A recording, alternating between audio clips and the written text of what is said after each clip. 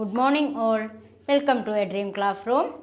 നമ്മളിന്ന് introduction to sociology സെക്കൻഡിലെ third ബ്ലോക്കിലെ 7th യൂണിറ്റിലേക്കാണ് കടക്കുന്നത്. Introduction to sociology second block 3 unit 7. എന്താണ് ചാപ്റ്ററിൻ്റെ പേര്? Feminist perspective. ഫെമിനിസ്റ്റ് പേഴ്സ്പെക്റ്റീവ് എന്ന് പറഞ്ഞു കഴിഞ്ഞാൽ സ്ത്രീവാദം എന്നൊക്കെ പറയും. സ്ത്രീകളുടെ അവകാശങ്ങൾക്ക് വേണ്ടിയും സ്ത്രീകളുടെ കാഴ്ചപ്പാടുകളിലൂടെയുള്ള ഒരുപാട് കാര്യങ്ങളാണ് നമ്മൾ ഈ ഒരു യൂണിറ്റിൽ മനസ്സിലാക്കാൻ പോകുന്നത്. അപ്പോൾ അതിൽ ഫെമിനിസ്റ്റ് പേഴ്സ്പെക്റ്റീവ് എന്ന ഈ യൂണിറ്റിലെ ഫസ്റ്റ് നമുക്ക് ആദ്യം എടുക്കേണ്ട ടോപ്പിക്കാണ് സോഷ്യോ ഹിസ്റ്റോറിക്കൽ ബാക്ക്ഗ്രൗണ്ട്. ഫെമിനിസ്റ്റ് പേഴ്സ്പെക്റ്റീവിലെ ഫസ്റ്റ് തുടങ്ങാനുള്ള ടോപ്പിക്കാണ് സോഷ്യോ ഹിസ്റ്റോറിക്കൽ ബാക്ക്ഗ്രൗണ്ട്. സാമൂഹികവും ചരിത്രപരമായിട്ടുള്ള പശ്ചാത്തലം എന്ന് പറയും. ഫെമിനിസ്റ്റ് കാഴ്ചപ്പാടിൻ്റെ സാമൂഹികവും ഹിസ്റ്റോറിക്കൽ അഥവാ ചരിത്രപരമായിട്ടുള്ള പശ്ചാത്തലത്തിലേക്കാണ് നമ്മൾ കടക്കുന്നത്. Socio historical background. ഇപ്പോൾ ഇൻട്രൊഡക്ഷൻ ടു സോഷ്യോളജി സെക്കൻഡിലെ ബ്ലോക്ക് 3 7th യൂണിറ്റാണ് ഫെമിനിസ്റ്റ് പേഴ്സ്പെക്റ്റീവ്. അതിലെ ഫസ്റ്റ് ടോപ്പിക്കാണ് സോഷ്യോ ഹിസ്റ്റോറിക്കൽ ബാക്ക്ഗ്രൗണ്ട്. അപ്പോൾ സോഷ്യോ ഹിസ്റ്റോറിക്കൽ ബാക്ക്ഗ്രൗണ്ട് എന്ന ഈ ഫസ്റ്റ് ടോപ്പിക്കിൽ എന്തൊക്കെ കാര്യങ്ങളാണ് ഫെമിനിസവുമായിട്ട് സ്ത്രീവാദവുമായി ബന്ധപ്പെട്ട് വരുന്നത് എന്ന് നമുക്ക് പരിശോധിക്കാം. Feminism is a broad social and intellectual movement that seek to understand and challenge women subordination and to achieve gender equality. Feminism സ്ത്രീകളുടെ അധീനതയെ മനസ്സിലാക്കുകയും അതിനെ ചോദ്യം ചെയ്യുകയും അതേപോലെ തന്നെ ജെൻഡർ ഈക്വാലിറ്റി ലിംഗസമത്വം കൈവരിക്കാൻ ശ്രമിക്കുന്ന ഒരു സാമൂഹിക പ്രസ്ഥാനമാണ്. Feminism is a broad social and intellectual movement. സാമൂഹികവും ഭൗതികമായൊരു മൂവ്മെൻ്റാണ്, പ്രസ്ഥാനമാണ്. That seek to understand and challenge woman subordination and to achieve gender equality.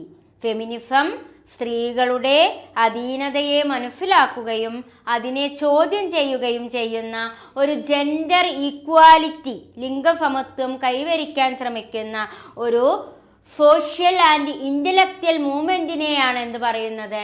Feminism എന്ന് പറയുന്നത്. Feminism is a broad social and intellectual movement that seek to understand and challenge women's subordination and to achieve gender equality. Feminism സ്ത്രീകളുടെ അധീനതയെ മനസ്സിലാക്കുകയും അതിനെ ചോദ്യം ചെയ്യുകയും ചെയ്യുന്ന gender equality അഥവാ ലിംഗസമത്വം കൈവരിക്കാൻ ശ്രമിക്കുന്ന ഒരു സാമൂഹിക അഥവാ സോഷ്യൽ ആൻഡ് ഇൻ്റലക്ച്വൽ മൂവ്മെൻ്റ് ആണ് ഏത്? Feminism. In it present form feminism developed mainly in Europe and America. Though women have resisted patriarchy in various forms throughout history. അതേപോലെ തന്നെ ഇന്നത്തെ രൂപത്തിലുള്ള ഫെമിനിസം പ്രധാനമായും യൂറോപ്പിലും അമേരിക്കയിലുമാണ് വികസിച്ചുവെങ്കിലും ചരിത്രത്തിലെ വിവിധ ഘട്ടങ്ങളിൽ സ്ത്രീകൾ എന്തിനെതിരെ പ്രതിരോധിച്ചിട്ടുണ്ട്? Woman have resisted patriarchy in various forms throughout history. Patriarchy പറഞ്ഞാൽ പുരുഷന് പിതാവിന് അതായത് അല്ലെങ്കിൽ പുരുഷന് പ്രാധാന്യം കൊടുക്കുന്നതിനെതിരെ സ്ത്രീകൾ എന്ത് ചെയ്തു? റെസിസ്റ്റഡ് എതിർത്തിട്ടുണ്ട്. ഇപ്പം അമേരിക്കയിലും യൂറോപ്പിലുമാണ് ഫെമിനിസം ആദ്യം രൂപം കൊണ്ടതെങ്കിലും പിന്നീട് അത് മാത്രമല്ല അത് യൂറോപ്പിലും അമേരിക്കയിലുമാണ് വികസിച്ചതെങ്കിലും ചരിത്രത്തിൻ്റെ വിവിധ ഘട്ടങ്ങളിൽ സ്ത്രീകൾ പാട്രിയാർക്കിക്കെതിരെ പ്രതിരോധം നടത്തിയിട്ടുണ്ട്. പാട്രിയാർക്കി പറഞ്ഞാൽ പുരുഷന് പ്രാധാന്യം കൊടുക്കുന്നതിനെയാണ് എന്ത് പറയുക? പാട്രിയാർക്കി. മാട്രിയാർക്കി പറഞ്ഞാൽ എന്താ?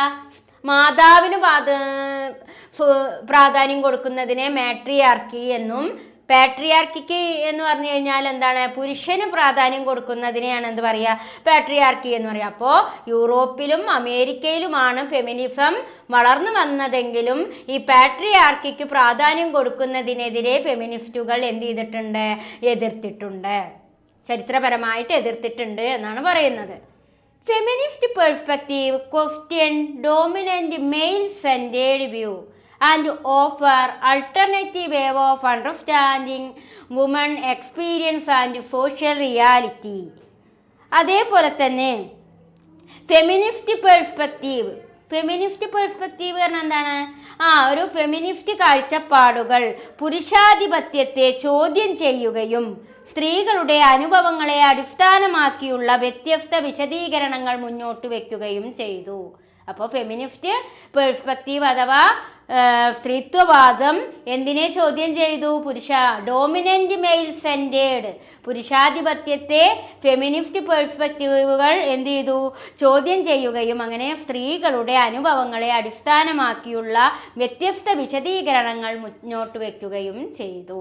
ഇതാണ് ഇതിൽ വരുന്ന first paragraph. Okay, and then second പാരഗ്രാഫിലേക്ക് കടക്കാം. Feminism is not a single unified ideology. Rather, it includes diverse perspectives that focus on different issues affecting women's lives.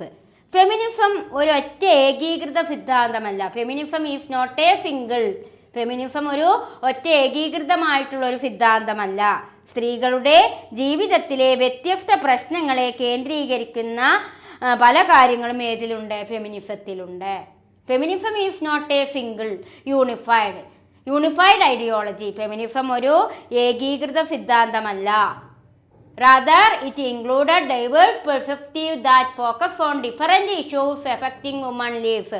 സ്ത്രീകളുടെ ജീവിതത്തിലെ വ്യത്യസ്ത പ്രശ്നങ്ങളെ ഉൾക്കൊള്ളുന്നുണ്ട് ഏതിലെ? ഫെമിനിസത്തിലെ. അതൊരു ഏകീകൃതമായ ഒരു സിദ്ധാന്തമല്ല. സ്ത്രീകളുടെ ഒരുപാട് ഡിഫറൻ്റ് ആയിട്ടുള്ള വ്യത്യസ്ത തരത്തിൽ, നമുക്കറിയാം സ്ത്രീകൾ പല പ്രശ്നങ്ങളും ഫേസ് ചെയ്യുന്ന ആളുകളാണ്. നമുക്ക് സമൂഹത്തിൽ പറയാവുന്നതും പറയാൻ കഴിയാത്തതുമായിട്ടുള്ള ഒരുപാട് പ്രശ്നങ്ങൾ പല സ്ത്രീകൾ ഇന്നും നമ്മുടെ സമൂഹത്തിൽ നേരിടുന്നുണ്ട്. അതുകൊണ്ടാണ് ഡിഫറെന്റ് ഇഷ്യൂസ് എഫക്റ്റിംഗ് വുമൺ എന്ന് പറയാനുള്ള കാരണം. വ്യത്യസ്ത പ്രശ്നങ്ങളാണ് സ്ത്രീകൾ നേരിടുന്നത്. അതുകൊണ്ട് ഫെമിനിസം എന്ന് പറയുന്നത് ഒരു ഏകീകൃത സിദ്ധാന്തമല്ല, ഒരു സിംഗിൾ അല്ല. അത് ഒരുപാട് സ്ത്രീകളുടെ ഒരുപാട് പ്രശ്നങ്ങൾ ചൂണ്ടിക്കാട്ടുന്ന ഒന്നാണ് എന്നാണ് അവിടെ വ്യക്തമാക്കുന്നത്. Organized feminists throughout began to emerge from the 17th century onwards in countries such as England, the United States and France. 17ാം നൂറ്റാണ്ട് മുതൽ ഇംഗ്ലണ്ട്, അമേരിക്ക, ഫ്രാൻസ് എന്നിവിടങ്ങളിൽ സംഘടിതമായിട്ടുള്ള ഫെമിനിസ്റ്റ് ചിന്തകൾ രൂപം കൊണ്ടു. ഇപ്പോൾ ഒരു ഓർഗനൈസ്ഡ് ആയിട്ടുള്ള ഫെമിനിസ്റ്റ് തോട്ട് രൂപം കൊണ്ടത് എവിടെയാണ്? 17th century in countries such as like England, United States and France. ഇംഗ്ലണ്ടിലും അമേരിക്കയിലും ഫ്രാൻസിലൊക്കെയാണ് 17ാം നൂറ്റാണ്ട് മുതൽ സ്ത്രീകളുടേതായിട്ടുള്ള കാഴ്ചപ്പാടുകൾ അഥവാ ഫെമിനിസ്റ്റ് ചിന്തകൾ രൂപം കൊണ്ടത്. The rise of industrial capitalism along with the economic, political and familial change significantly altered the status and roles of women, creating conditions for feminist movement. അതേപോലെ തന്നെ പിന്നെന്താ അവിടെ ഉദ്ദേശിക്കുന്നത്? വ്യവസായ മൂലധന വ്യവസ്ഥയുടെ ഉദയം. Rise of industrial capitalism. Industrial capitalism എന്ന് പറഞ്ഞാൽ എന്താ? വ്യവസായിക മൂലധന വ്യവസ്ഥയുടെ ഉദയം. The rise of industrial capitalism, വ്യവസായ മൂലധന വ്യവസ്ഥയുടെ ഉദയം. എക്കണോമിക്, സാമ്പത്തികം, പൊളിറ്റിക്കൽ, രാഷ്ട്രീയം ആൻഡ് പിന്നെന്താണ് തുടങ്ങിയ മാറ്റങ്ങൾ. അപ്പോൾ വ്യവസായിക മൂലധന വ്യവസ്ഥയുടെ ഉദയവും സാമ്പത്തികവും രാഷ്ട്രീയമായ മാറ്റങ്ങൾ, കുടുംബഘടനയിലെ വ്യതിയാനങ്ങൾ എന്നിവ സ്ത്രീകളുടെ സ്ഥാനത്തിനും വേഷങ്ങളിലും മാറ്റം വരുത്തി. ഇപ്പോൾ സ്ത്രീകളുടെ സ്റ്റാറ്റസിലും റോളിലും status and roles of woman change. സ്ത്രീകളുടെ സ്റ്റാറ്റസിലും പദവിയിലും റോളിലൊക്കെ മാറ്റം വരുത്തിയത് എന്താണ്? ഇൻഡസ്ട്രിയൽ ക്യാപിറ്റലിസവും എക്കണോമിക് പൊളിറ്റിക്കലായിട്ടുള്ള ഫാക്ടേഴ്സുമാണ്.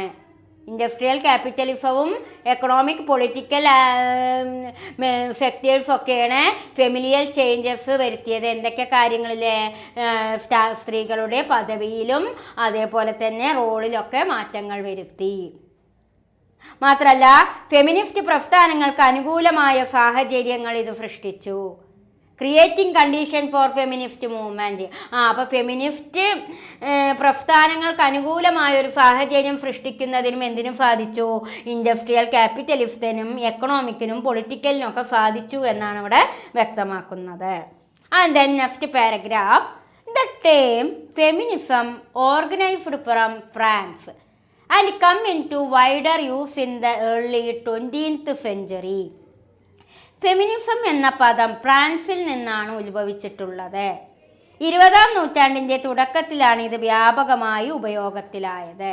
The term feminism organised from France. ഇപ്പോൾ ഫെമിനിസം എന്ന ആ വേർഡ് രൂപം കൊണ്ടിട്ടുള്ളത് എവിടെയാണ്? ഫ്രാൻസിലാണ്. ഫെമിനിസം എന്ന ആ പദം ടേം ഓർഗനൈസ് ചെയ്യപ്പെട്ടത് ഫ്രാൻസിലാണ്. The term feminism organised from France and come into wider use in the early 20th century. 20-ാം നൂറ്റാണ്ടിൻ്റെ തുടക്കത്തിൽ ഇത് വ്യാപകമായിട്ട് ഉപയോഗിക്കാൻ തുടങ്ങി. Early feminist included both romantic feminist who emphasized woman uniqueness and motherhood and sexual rationalists who argued for equality between men and women and opposed male domination. അതേപോലെ തന്നെ അപ്പോൾ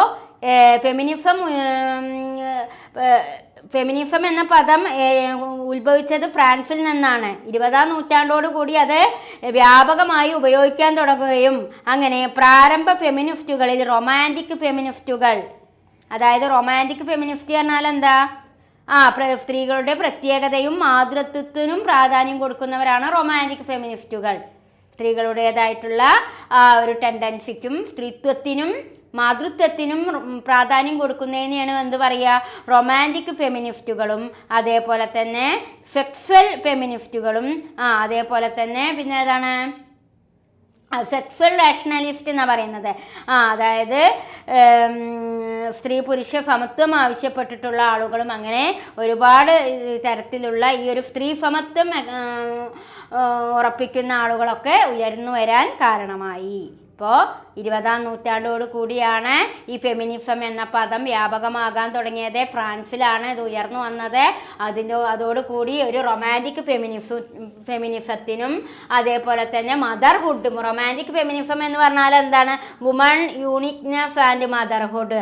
സ്ത്രീത്വവും മദർഹുഡ് മാതൃത്വവും ഉൾക്കൊള്ളുന്നതിനെയാണ് റൊമാൻറ്റിക് ഫെമിനിസം എന്ന് പറയുക. അതേപോലെ തന്നെ സെക്സ്വൽ റാഷണലിസ്റ്റ് എന്ന് പറഞ്ഞു കഴിഞ്ഞാൽ എന്താണ്? അതായത് ഇവിടെ സ്ത്രീ പുരുഷ സമത്വം ആവശ്യപ്പെട്ടിട്ടുള്ള കാര്യങ്ങൾ വരുന്നതാണ്. Sexual rationalist who argued equality between men and woman. സ്ത്രീക്കും പുരുഷനും തുല്യമായിട്ടുള്ള ഇത് കൊടുക്കണം, ആധിപത്യം നൽകണം എന്ന് പറയുന്നതിനെയാണ് സെക്സ്വൽ റാഷണലിസ്റ്റ് എന്ന് പറയുക. രണ്ട് രീതിയിലാണ് ഫെമിനിസം ഉള്ളത്. റൊമാൻറ്റിക് ഫെമിനിസ്റ്റും ഉണ്ട്, സെക്സ്വൽ റാഷണാലിസ്റ്റും ഉണ്ട്. റൊമാൻറ്റിക് ഫെമിനിസം എന്ന് പറഞ്ഞാൽ മദർഹുഡാണ്, മാതൃത്വമാണ്. അവിടെ ഒരു സ്ത്രീയുടെ സ്ത്രീത്വഭാവം എന്നൊക്കെ പറയാം. സ്ത്രീക്കാണ് മാതൃത്വ ടെൻഡൻസി പ്രകടിപ്പിക്കാൻ കഴിയുന്ന ഒരേ ഒരു ഇത് ആര്യത്തിൽ മാത്രമേ ഉണ്ടാവുള്ളൂ, സ്ത്രീത്വത്തിലാണ് ഉണ്ടാവുക. അപ്പോൾ ആ റൊമാൻറ്റിക് ആയിട്ടുള്ള ഒരു ഫിസിക്കൽ അറ്റംപ്റ്റ് പ്രകടമാകുന്നതാണ് മദർഹുഡ് എന്ന് പറയുക. അതാണ് റൊമാൻറ്റിക് ഫെമിനിസ്റ്റ്. എന്നാൽ സെക്സ്വൽ റാഷണലിസ്റ്റ് എന്ന് പറഞ്ഞാൽ സ്ത്രീക്കും equality between men and woman, സ്ത്രീക്കും പുരുഷനും തുല്യമായ ആധിപത്യം കൊടുക്കണം എന്ന് പറയുന്നതാണ് ഏത്? Sexual rationalist. അപ്പോൾ ഈ രണ്ട് കാര്യങ്ങളും 20-ാം നൂറ്റാണ്ടോടുകൂടി വ്യാപകമായി തീർന്നു. ഏതിലൂടെ? ഫെമിനിസത്തിലൂടെ. 20-ാം അതായത് ഫ്രാൻസിലാണ് ഫെമിനിസം ഉയർന്നു വന്നതെങ്കിലും പിന്നീട് 20th century ആയപ്പോഴേക്കും എല്ലായിടത്തേക്കും ഇത് വ്യാപിക്കുകയും രണ്ട് രീതിയിൽ ഫെമിനിസം മാറി. സെക്സ്വൽ റാഷണലിസ്റ്റ് ആയിട്ടും റൊമാൻറ്റിക് ഫെമിനിസ്റ്റ് ആയി മാറി എന്നാണ് ഇവിടെ വ്യക്തമാക്കുന്നത്. അടുത്ത പാരഗ്രാഫ്.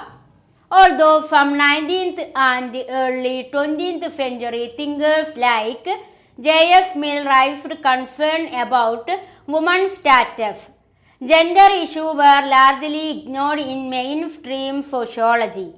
J.F. Mill പോലുള്ള 19-ാം നൂറ്റാണ്ടിൻ്റെയും 20-ാം നൂറ്റാണ്ടിൻ്റെയും തുടക്കത്തിലെ ചിന്തകർ സ്ത്രീകളുടെ നിലയെക്കുറിച്ച് പരാമർശിച്ചിരുന്നെങ്കിലും മുഖ്യധാര സമൂഹശാസ്ത്രത്തിൽ ലിംഗപ്രശ്നങ്ങൾ അവഗണിക്കപ്പെട്ടു. ഇപ്പോൾ 19-ാം നൂറ്റാണ്ടിലും 20-ാം നൂറ്റാണ്ടിലും J.F. മില്ലിനെ പോലെയുള്ളവർ സ്ത്രീകളുടെ പ്രശ്നങ്ങൾ എടുത്തു കാണിച്ചെങ്കിലും അവരുടെ പ്രശ്നങ്ങൾ ഉയർത്തി കാണിച്ചെങ്കിലും പരാമർശിച്ചിരുന്നെങ്കിലും പലതരത്തിലുള്ള ലിംഗ പ്രശ്നങ്ങൾ, അതായത് സ്ത്രീപരമായിട്ടുള്ള സ്ത്രീയാണ് എന്നൊരു ജെൻഡർ ഇഷ്യൂ എവിടെ നിലനിന്നിരുന്നു? ഈ 20-ാം നൂറ്റാണ്ട് 19-ാം നൂറ്റാണ്ടിലും 20-ാം നൂറ്റാണ്ടിലും സ്ത്രീകൾ അവഗണിക്കപ്പെട്ടു. അവരുടെ ജെൻഡർ ഇഷ്യൂ നിലനിന്നിരുന്നു. സ്ത്രീയാണ്, അതുകൊണ്ട് നീ എന്നും പിറകോട്ടാവണം എന്നൊരു തെറ്റായ ധാരണ ഈ ഒരു കാലഘട്ടത്തിൽ നിലനിന്നിരുന്നു. ഇപ്പോൾ 19-ാം നൂറ്റാണ്ടിലും 20-ാം നൂറ്റാണ്ടിലും JS മില്ലിനെ പോലെയുള്ള സോഷ്യോളജിസ്റ്റുകൾ സ്ത്രീകൾക്ക് വേണ്ടി പല കാര്യങ്ങളും ഉയർത്തി കാണിച്ചെങ്കിൽ പോലും സമൂഹശാസ്ത്രത്തിൽ ജെൻഡർ ഇഷ്യൂ നിലനിന്നിരുന്നു, സോഷ്യോളജിയിൽ ജെൻഡർ ഇഷ്യൂ നിലനിന്നിരുന്നു എന്നാണ് പറയുന്നത്. പല രീതിയിലും അവർ അവഗണിക്കപ്പെട്ടു. This neglect later led feminists to critically examine classical sociological theory and highlight the absence of women experience in them. അതേപോലെ തന്നെ പിന്നീട് ഫെമിനിസ്റ്റുകൾ ക്ലാസിക്കൽ സമൂഹശാസ്ത്ര സിദ്ധാന്തങ്ങളെ വിമർശനാത്മകമായി പരിശോധിക്കുകയും സ്ത്രീകളുടെ അനുഭവങ്ങളുടെ അഭാവം ചൂണ്ടിക്കാണിക്കുകയും ചെയ്യാൻ കാരണമായി.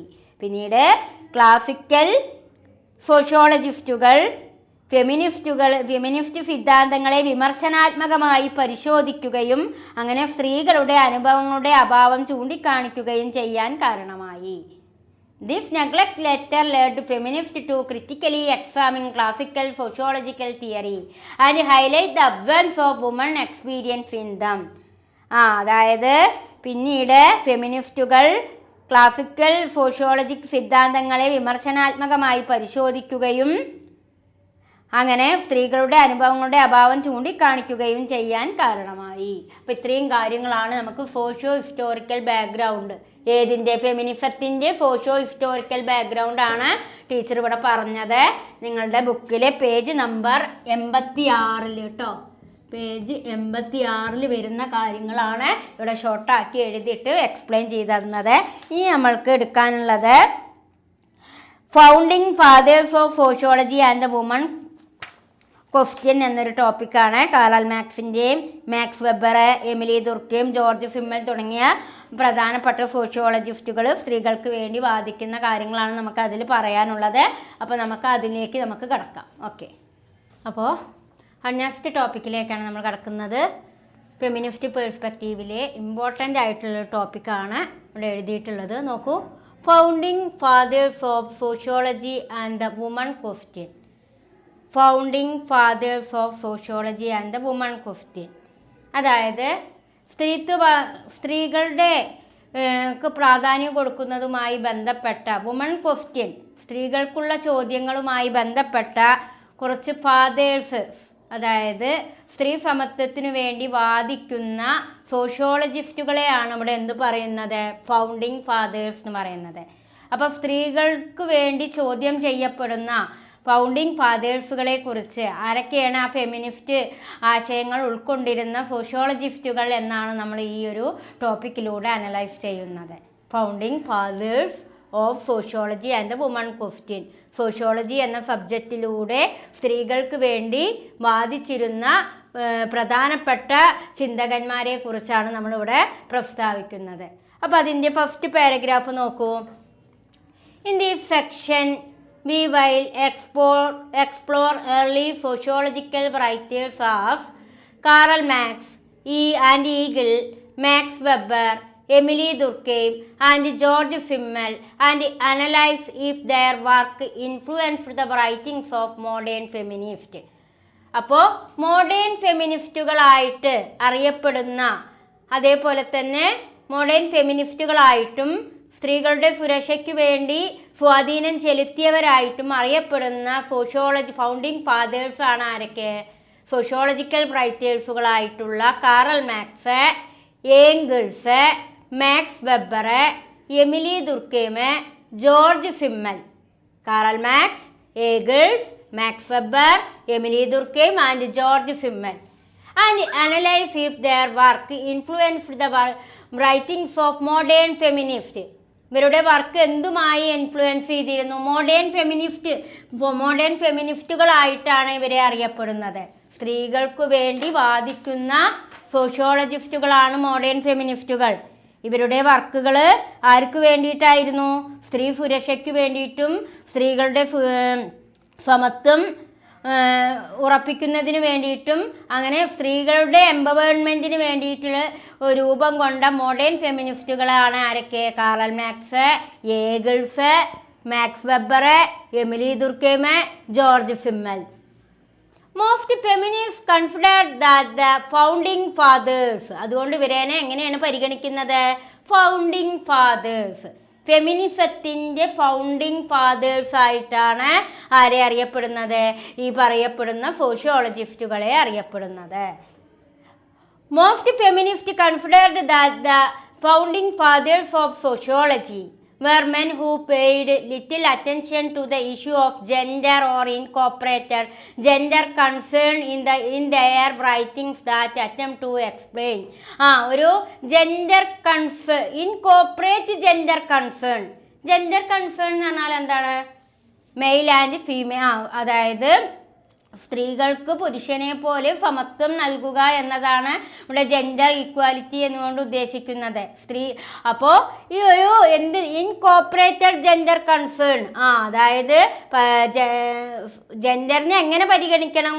സഹകരണ മനോഭാവത്തോടു കൂടി കണക്കാക്കുകയും അതേപോലെ തന്നെ എന്തിലേക്ക് പരിവർത്തനം ചെയ്യപ്പെട്ടു? Social transmission in the 19th century industrial capitalist society.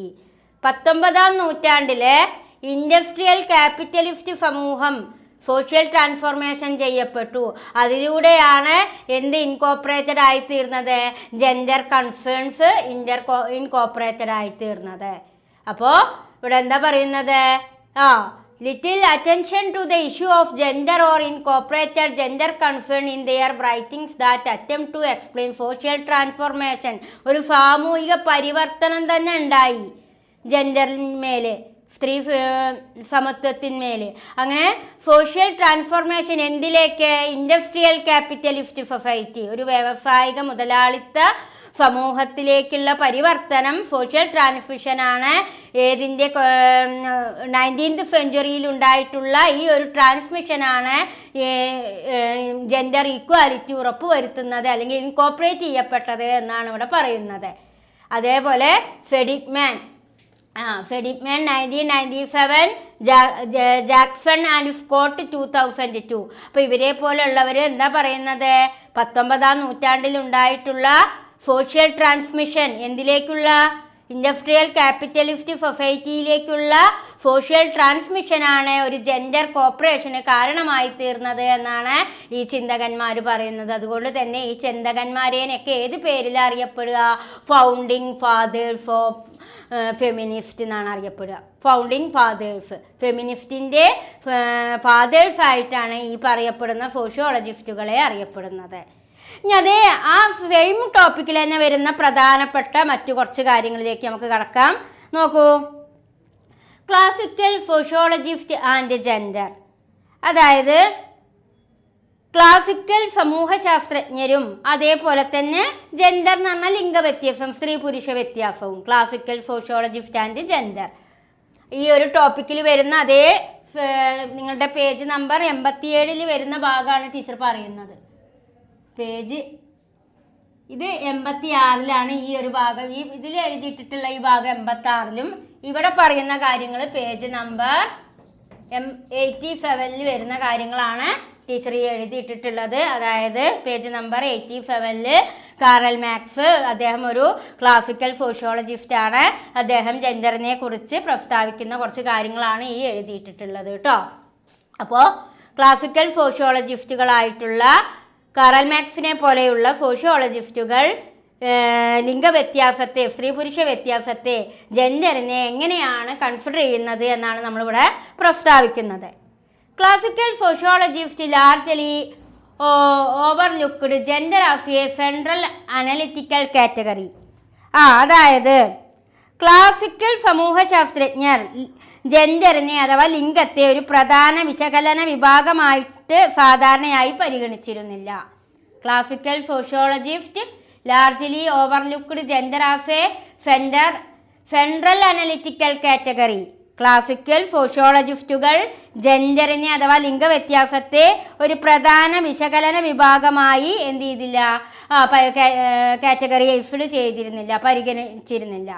ഒരു പ്രത്യേക വിഭാഗമായിട്ട് എന്തിനെ കണക്കാക്കേണ്ട ആവശ്യമില്ല, ജെൻഡറിനെ കാണേണ്ട ആവശ്യമില്ല എന്നാണ് ക്ലാസിക്കൽ സോഷ്യോളജിസ്റ്റുകൾ പറയുന്നത്. അപ്പോൾ classical sociologist largely overlooked gender as a central analytical category. Classical സോഷ്യോളജിസ്റ്റുകൾ ജെൻഡറിനെ ഒരു പ്രധാന വിശകലന വിഭാഗമായി പരിഗണിച്ചിരുന്നില്ല എന്നാണ് പറയുന്നത്.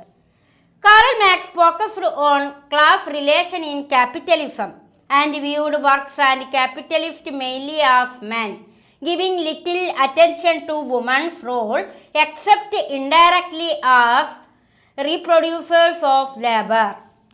അതേപോലെ കാറൽ മാർക്സ് ഒരു ക്യാപിറ്റലിസം എന്നാണ് പറയുന്നത്. Karl Marx focused on classical relation in capitalism. അപ്പോൾ കാറൽ മാർക്സ് ക്യാപിറ്റലിസ സമൂഹത്തിലെ വർഗബന്ധങ്ങളിലായിരുന്നു പ്രധാനമായും ശ്രദ്ധ കേന്ദ്രീകരിച്ചിരുന്നത്. അപ്പോൾ ക്ലാസിക്കൽ സോഷ്യോളജിസ്റ്റുകൾ ജെൻഡറിനെ എന്ത് ചെയ്തില്ല എന്നാണ് പറയുന്നത്, പ്രധാന വിശകലനമായി പരിഗണിച്ചിരുന്നില്ല. കാറൽ മാർക്സ് കൂടുതൽ ശ്രദ്ധ പുലർത്തിയത് എന്തിലായിരുന്നു, ക്യാപിറ്റലിസ്റ്റ് സോഷ്യലിസത്തിലായിരുന്നു. അതായത് ഒരു ക്യാപിറ്റലിസത്തിലായിരുന്നു കാറൽ മാർക്സിനെ പോലെയുള്ള സോഷ്യോളജിസ്റ്റുകൾ പ്രധാനമായും ശ്രദ്ധ കേന്ദ്രീകരിച്ചിരുന്നത്. പക്ഷെ ഇവിടെ ഇവരെയൊക്കെ ഫെമിനിസ്റ്റുകളായിട്ടാണ് പറയുന്നത്. പക്ഷേ കാറൽ മാർക്സ് സത്യത്തിൽ ഫെമിനിസ്റ്റിന് വേണ്ടിയിട്ട് പ്രത്യേകമായി ചെയ്തു എന്ന് പറയാൻ കഴിയില്ല. Classical sociologist largely overlooked gender as a central analytical category. Classical sociologist ആയിട്ടുള്ള കാറൽ മാർക്സ് പ്രത്യേകിച്ചിട്ട് ഈ ജെൻഡറിന് വേണ്ടി അനലൈസ് ചെയ്തു എന്ന് പറയാൻ കഴിയില്ല. കാരണം അദ്ദേഹം ശ്രദ്ധിച്ചത് എന്തിലായിരുന്നു, Karl Marx focused on class relation in ക്യാപിറ്റലിസത്തിലാണ് അദ്ദേഹം ശ്രദ്ധ കേന്ദ്രീകരിച്ചിരുന്നത്. And viewed workers and capitalists mainly as men, giving little attention to women role except indirectly reproducers of labor. തൊഴിലാളികളെയും അതേപോലെ തന്നെ ക്യാപിറ്റലിസ്റ്റിനെയും അദ്ദേഹം പ്രധാനമായും പുരുഷന്മാരായി കണക്കാക്കി. സ്ത്രീകളുടെ പങ്ക് തൊഴിൽ ശക്തിയുടെ പുനരുൽപാദകരായി മാത്രമാണ് അദ്ദേഹം പരോക്ഷമായി പരാമർശിച്ചത്.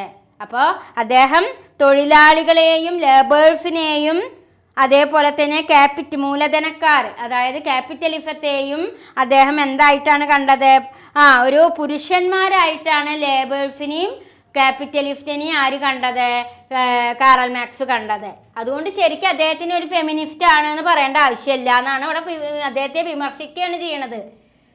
നമ്മൾ ഫസ്റ്റത്തെ പാരഗ്രാഫിൽ പറഞ്ഞു കാറൽ മാർക്സും ഇവരൊക്കെ ഫെമിനിസ്റ്റ് ഫൗണ്ടേഴ്സ് ആണ് എന്ന് പറഞ്ഞു. പക്ഷെ അത് തെറ്റാണ്, അങ്ങനെ പറയേണ്ട ആവശ്യമില്ല എന്നാണ് സെക്കൻഡ് പാരഗ്രാഫിലൂടെ നമുക്ക് പറഞ്ഞു തരുന്നത്. അപ്പോൾ കാറൽ മാർക്സ് പൊതുവായിട്ട് വർക്കേഴ്സിനെയും ക്യാപിറ്റലിസ്റ്റിനെയും ഒക്കെ പുരുഷന്മാരായിട്ടാണ് കണ്ടത്. എല്ലാ തൊഴിലാളികളും പുരുഷന്മാരെ, എല്ലാ ക്യാപിറ്റലിസ്റ്റും മൂലധനം വക്താക്കളും മൂലധനക്കാരും എന്തായിട്ടാണ് കണ്ടത്. അപ്പോൾ വർക്കേഴ്സിനെയും ക്യാപിറ്റലിസ്റ്റിനെയും കാറൽ മാർക്സ് വെറും പുരുഷനായി കണ്ടു. പിന്നെ സ്ത്രീയെ അവിടെ അദ്ദേഹം എന്തായി മാത്രമാണ് കണ്ടത്, giving little attention to woman role except indirectly as reproducers of labours. അതായത്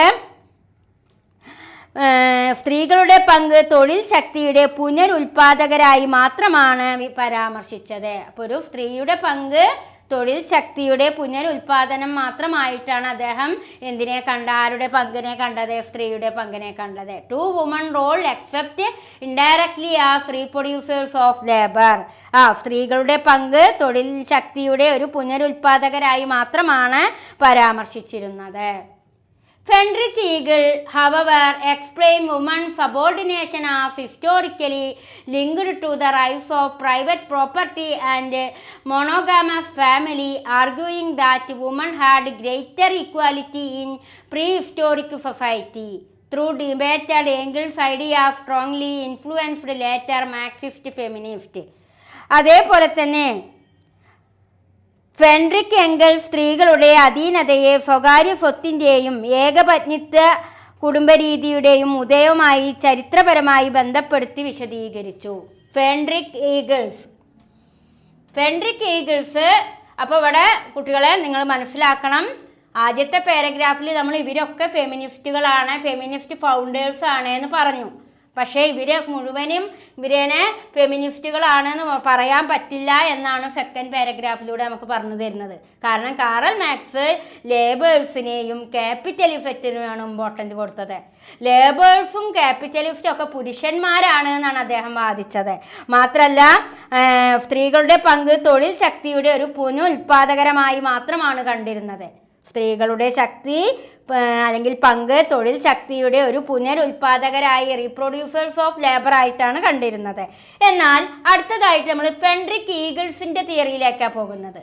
Frederick Eagles, however, explained the woman's subordination as historically linked to the rise of private property and monogamous family.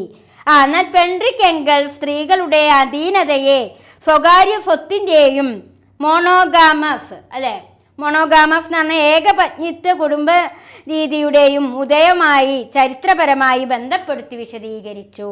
Frederick Eagles, however, explained women's subordination as historically linked to the rise of private property and the monogamous family.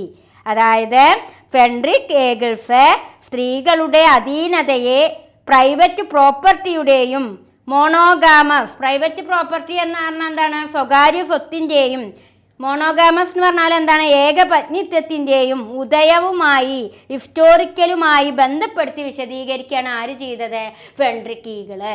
ഇപ്പൊ Federico eagle സ്ത്രീ ശക്തിയെ എങ്ങനെ വിശദീകരിച്ചു, ഒരു private property ആയിട്ടും monogamous ആയിട്ടുമാണ് Federico eagle സ്ത്രീ ശക്തിയെ വിശദീകരിച്ചത്. Arguing that women had greater equality prehistoric society, though debated Eagles' ideas strongly influenced later Marxist feminist.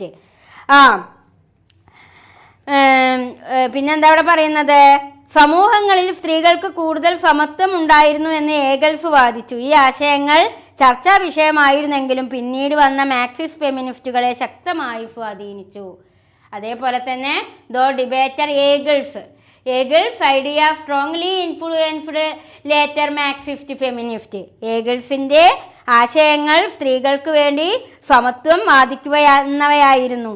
അപ്പോൾ സമൂഹങ്ങളിൽ സ്ത്രീകൾക്ക് കൂടുതൽ സമത്വം ഉണ്ടായിരുന്നു എന്നും ആര് വാദിച്ചു, ഏഗിൾസ് വാദിച്ചു. ഫെഡറിക് ഏഗിൾസ് ആദ്യം സ്ത്രീയെ ഏത് രീതിയിലാണ് പറഞ്ഞത്, ഒരു private property and monogamous family, സ്ത്രീകളുടെ അധീനതയെ സ്വകാര്യ സ്വത്തിൻ്റെയും ഏകപത്നിത്വത്തിൻ്റെയും ചരിത്രപരമായി ബന്ധപ്പെടുത്തി വിശദീകരിക്കുകയാണ് ചെയ്തത്. പിന്നീട് അദ്ദേഹം പറഞ്ഞത് എന്താണ്, സ്ത്രീകൾ കൂടുതൽ സമത്വം ഉണ്ടായിരുന്നു. Engels idea strongly influenced later Marxist feminist. സ്ത്രീകൾക്ക് woman had greater equality in prehistoric society.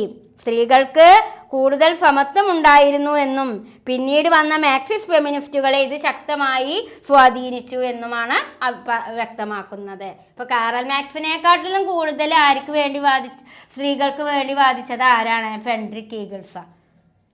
Karl max അങ്ങനെ അപ്പൊ ഇവിടെ നമ്മൾ ഇവരേനൊക്കെ കാറൽ മാക്സ് ആയാലും ഏംഗിൾസ് ആയാലും മാക്സ് വെബർ ആയാലും എമിലി ദുർക്കേം ആയാലും ജോർജ് ഫിമ്മൽ ആയാലും ഇവരേനൊക്കെ നമ്മൾ ഫെമിനിസ്റ്റ് ഫൗണ്ടേഴ്സ് ആയിട്ടാണ് കൺസിഡർ ചെയ്യുന്നത് ഫസ്റ്റ് പാരഗ്രാഫില്. എന്നാലേ അവർ ഓരോരുത്തരും എങ്ങനെയാണ് സ്ത്രീ സമൂഹത്തെ പരിഗണിച്ചത്, ഏത് രീതിയിലാണ് സ്ത്രീകളെ അവര് അവലോകനം ചെയ്തത് എന്നാണ് നമുക്ക് പിന്നീടുള്ള പാരഗ്രാഫുകളിലൂടെ മനസ്സിലാക്കി തരുന്നത്. കാറൽ മാക്സ് സ്ത്രീകളെ ഒരു പുനരുൽപാദന റീപ്രൊഡ്യൂസേഴ്സ് ഓഫ് ലേബർ ആയിട്ടാണ് കണ്ടത്. എന്നാൽ ഫെഡറിക് ഈഗിള് എങ്ങനെയാണ് പരാമർശിച്ചത്, ഒരു private property and monogamous family. അതേപോലെ തന്നെ സ്ത്രീകൾക്ക് കൂടുതൽ സമത്വം ഉണ്ടായിരുന്നു എന്നും ആര് വാദിക്കുന്നുണ്ട്, ഏംഗൽസ് വാദിക്കുന്നുണ്ട്. അങ്ങനെ ഈ ഏംഗൽസിന്റെ ചിന്താഗതികൾ ആരെ സ്വാധീനിച്ചു എന്നാ പറയുന്നത്, മാർക്സിസ്റ്റ് ഫെമിനിസ്റ്റുകളെ സ്വാധീനിച്ചു എന്നും ഇവിടെ വ്യക്തമാക്കുന്നുണ്ട്. ഇനി നമ്മൾ മൂന്നാമതായിട്ട് മാക്സ് വെബർ എങ്ങനെയാണ് സ്ത്രീകളെ പരാമർശിച്ചത് എന്നാണ് കേട്ടോ പറയണത്. Max Weber defined patriarchy as the oldest form of socially legitimized authority rooted in the family structure, influencing feminist thought.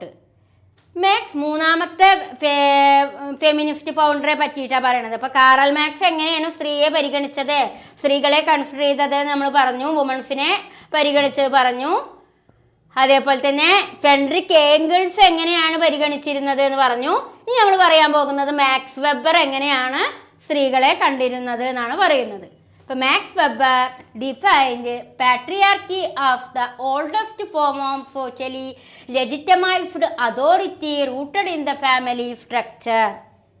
അതായത് മാക്സ് വെബർ ഫാമിലി സ്ട്രക്ചർ എന്ന് പറഞ്ഞാൽ എന്താ, കുടുംബഘടനയിൽ ആധാരമിട്ട സാമൂഹികമായി അംഗീകരിക്കപ്പെട്ട അധികാരത്തിൻ്റെ ഏറ്റവും പഴയ രൂപമായി പാട്രിയാർക്കിയെ നിർവചിച്ചു. പാട്രിയാർക്കി പറഞ്ഞാൽ എന്താ, എപ്പോഴും മക്കളെ നിങ്ങൾ ശ്രദ്ധിക്കേണ്ട ഒരു കാര്യം, പാട്രിയാർക്കിക്കൽ ഫാമിലി പറഞ്ഞാൽ പിതൃദായകത്വം ഫോളോ ചെയ്യുന്ന കുടുംബത്തെയാണ് പാട്രിയാർക്കി എന്ന് പറയുക. മാട്രിയാർക്കി പറഞ്ഞാൽ എന്താ, മാതാവിൻ്റെ മാതൃത്വം, അതായത് മാതൃ കുടുംബത്തിന് പ്രാധാന്യം കൊടുക്കുന്ന ഫാമിലിയെയാണ് മാട്രിയാർക്കി എന്ന് പറയുക. അപ്പോൾ ആ പാട്രിയാർക്കിയും മാട്രിയാർക്കിയും തമ്മിലുള്ള ഡിഫറൻസ് ഓർത്ത് വയ്ക്കുക. പാട്രിയാർക്കി ആയിരിക്കുമ്പോൾ പിതൃദായകത്വവും മാട്രിയാർക്കി ആയിരിക്കുമ്പോൾ മാതൃദായകത്വവുമായിരിക്കും കേട്ടോ. അപ്പോൾ ഞാൻ ഇത് എടുത്തതിൽ അതങ്ങനെ വിശദീകരിക്കണില്ല, എങ്കിലും ടീച്ചർ അത് നിങ്ങൾക്ക് അഡീഷണൽ ആയിട്ട് മനസ്സിലാക്കാൻ വേണ്ടിയിട്ടാണ് പറഞ്ഞു തരുന്നത്. അപ്പോൾ ഇവിടെ മാക്സ് വെബർ എന്താണ് ഉദ്ദേശിക്കുന്നത്? Max Weber defined patriarchy as the oldest form of socially legitimised authority rooted in the family structure influenced feminist thought. Max വെബറെ കുടുംബഘടനയിലെ സാമൂഹികമായി അംഗീകരിക്കപ്പെട്ട അധികാരത്തിൻ്റെ ഏറ്റവും പഴയ രൂപമായി മാട്രിയാർക്കിയെ പിതൃദായകത്തെ നിർവചിച്ചു. ഈ ആശയം ഫെമിനിസ്റ്റ് ചിന്തകളെയും സ്വാധീനിച്ചു. Influencing feminist thought. അപ്പോൾ മാക്സ് വെബറിൻ്റെ പാട്രിയാർക്കിയൽ ആശയം ഇവിടെ പറയുന്നത് മാക്സ് വെബറാണ്. അതാരേനെയും സ്വാധീനിച്ചു എന്നാണ് പറയുന്നത്, ഫെമിനിസ്റ്റ് തോട്ട്, ഫെമിനിസ്റ്റുകളെയും സ്വാധീനിച്ചു. നമുക്കറിയാം ഇന്ന് നമ്മുടെ സമൂഹം ഫോളോ ചെയ്യുന്നത് ഒരു പാട്രിയാർക്കൽ ഫാമിലിയാണ് കേട്ടോ. പിതാവിനാണ് അവിടെ ഇമ്പോർട്ടൻ്റ് കൊടുക്കുന്നത്. അത് കരുതിയിട്ട് മാതാവിന് പ്രാധാന്യം ഇല്ല എന്നല്ല. ഇപ്പം നമുക്കറിയാം കുട്ടികളുടെയൊക്കെ വീട്ടുപേര് ഹൗസ് നെയിം കൊടുക്കുക പിതാവിൻ്റെ വീട്ടുപേരായിരിക്കും കൊടുക്കുക അല്ലേ. അപ്പം അങ്ങനെ ഈ മാക്സ് വെബറിനെ പോലെയുള്ള സോഷ്യോളജിസ്റ്റുകൾ പാട്രിയാർക്കിക്ക് പ്രാധാന്യം കൊടുത്തപ്പോൾ ഫെമിനിസ്റ്റുകളെയും അത് എന്ത് ചെയ്തു എന്നാ പറയണത്, ഇൻഫ്ലുവൻസ് ചെയ്തു. Influencing feminist thought. Max Weber defined patriarchy as the oldest form of sociology legitimised authority rooted in the family structure influencing feminist thought. Max വെബറെ കുടുംബഘടനയിലെ സാമൂഹികമായി അംഗീകരിക്കപ്പെട്ട പാട്രിയാർക്കി അഥവാ പിതൃദായകത്തെ നിർവചിച്ചു. ഈ ആശയം ആരെയും സ്വാധീനിച്ചു? ഫെമിനിസ്റ്റ് ചിന്തകരെയും സ്വാധീനിച്ചു. ഇനി നമ്മൾ പറയുന്നത് ആരുടെ കാര്യമാണ്? എമിലി ദുർക്കേമ. അപ്പം മക്കളെ നമ്മൾ ഫെമിനിസ്റ്റ് ഫൗണ്ടേഴ്സുകളെ കാറൽ മാക്സിന്റെ പറഞ്ഞു കഴിഞ്ഞു, ഏംഗിൾസിന്റെ പറഞ്ഞു, മാക്സ് വെബറിന്റെ പറഞ്ഞു. ഇനി നമ്മൾ പറയാൻ പോകുന്നത് എമിലി ദുർക്കേം.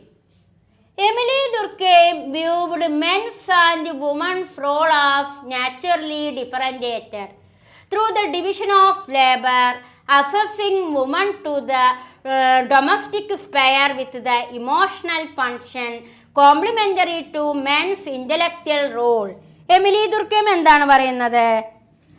എമിലി ദുർക്കേം തൊഴിൽ വിഭജനത്തിന്റെ ഫലമായി പുരുഷന്മാരുടെയും സ്ത്രീകളുടെയും വേഷങ്ങൾ സ്വാഭാവികമായി വ്യത്യസ്തമാണെന്നു കരുതി. എമിലി ദുർക്കേം ഇവിടെ men and woman role as naturally differentiated through the division of labour, assessing women to the domestic sphere with the emotional function complementary to men's intellectual role. Emile Durkheim division of labour അഥവാ തൊഴിൽ വിഭജനത്തിന്റെ ഫലമായി പുരുഷന്മാരുടെയും സ്ത്രീകളുടെയും വേഷവിധാനങ്ങൾ role എന്ന് പറയുന്നത് എങ്ങനെയാണ്? സ്വാഭാവികമായി വ്യത്യസ്തമാണെന്ന് കരുതുകയും അങ്ങനെ അദ്ദേഹം പറയുകയാണ് woman to the domestic sphere with an emotional function complementary to men's intellectual role. സ്ത്രീകൾക്ക് ഗൃഹമേഖലയിലേക്കും വികാരപരമായ പങ്കിലേക്കുമാണ് സ്ഥാനം നൽകപ്പെട്ടത്. അദ്ദേഹം സ്ത്രീയുടെയും മെന്നിൻ്റെയും വുമണിൻ്റെയും വേഷം വേഷം എന്ന് പറഞ്ഞാൽ ഡ്രസ്സല്ല, ഇവിടെ നമ്മളുടെ ജീവിതം, അതാണ് ഇവിടുത്തെ റോൾ എന്ന് പറയുന്നത്, പങ്ക്. നമ്മളുടെ ഓരോരുത്തരുടെയും റോള് എന്ന് പറയുന്നത് ഡിഫറൻ്റ് ആണ് എന്നാണ് ആര് പറയുന്നത്? ആരെ കുറിച്ചാണ് നമ്മൾ പറയുന്നത്? അതായത് എമിലി ദുർക്കെയിം. അപ്പൊ Emile Durkheim viewed men and woman role are naturally differentiated. പുരുഷന്റെയും സ്ത്രീയുടെയും റോള്, പങ്ക് എന്ന് പറയുന്നത് പ്രകൃതിപരമായിട്ട് എന്താണ്? വ്യത്യസ്തമാണ്. സ്ത്രീയുടെ പങ്ക് എന്തിലേക്കാണ് അദ്ദേഹം ചൂണ്ടിക്കാണിച്ചത്? Domestic sphere with an emotional function complementary to men intellectual role. സ്ത്രീയുടെ പങ്ക് എന്ന് പറയുന്നത് ഒരു ഗൃഹമേഖലയിലേക്കും പിന്നെ എങ്ങനെയാണ് വികാരപരമായ പങ്കിലേക്കുമാണ് സ്ഥാനം നൽകിയത്. എന്നാൽ പുരുഷന്മാരുടെ പങ്ക് എന്ന് പറയുന്നത് ഒരു ഇന്റലക്ച്വൽ റോളാണ്, പല രീതിയിലുള്ള പങ്കാണ്.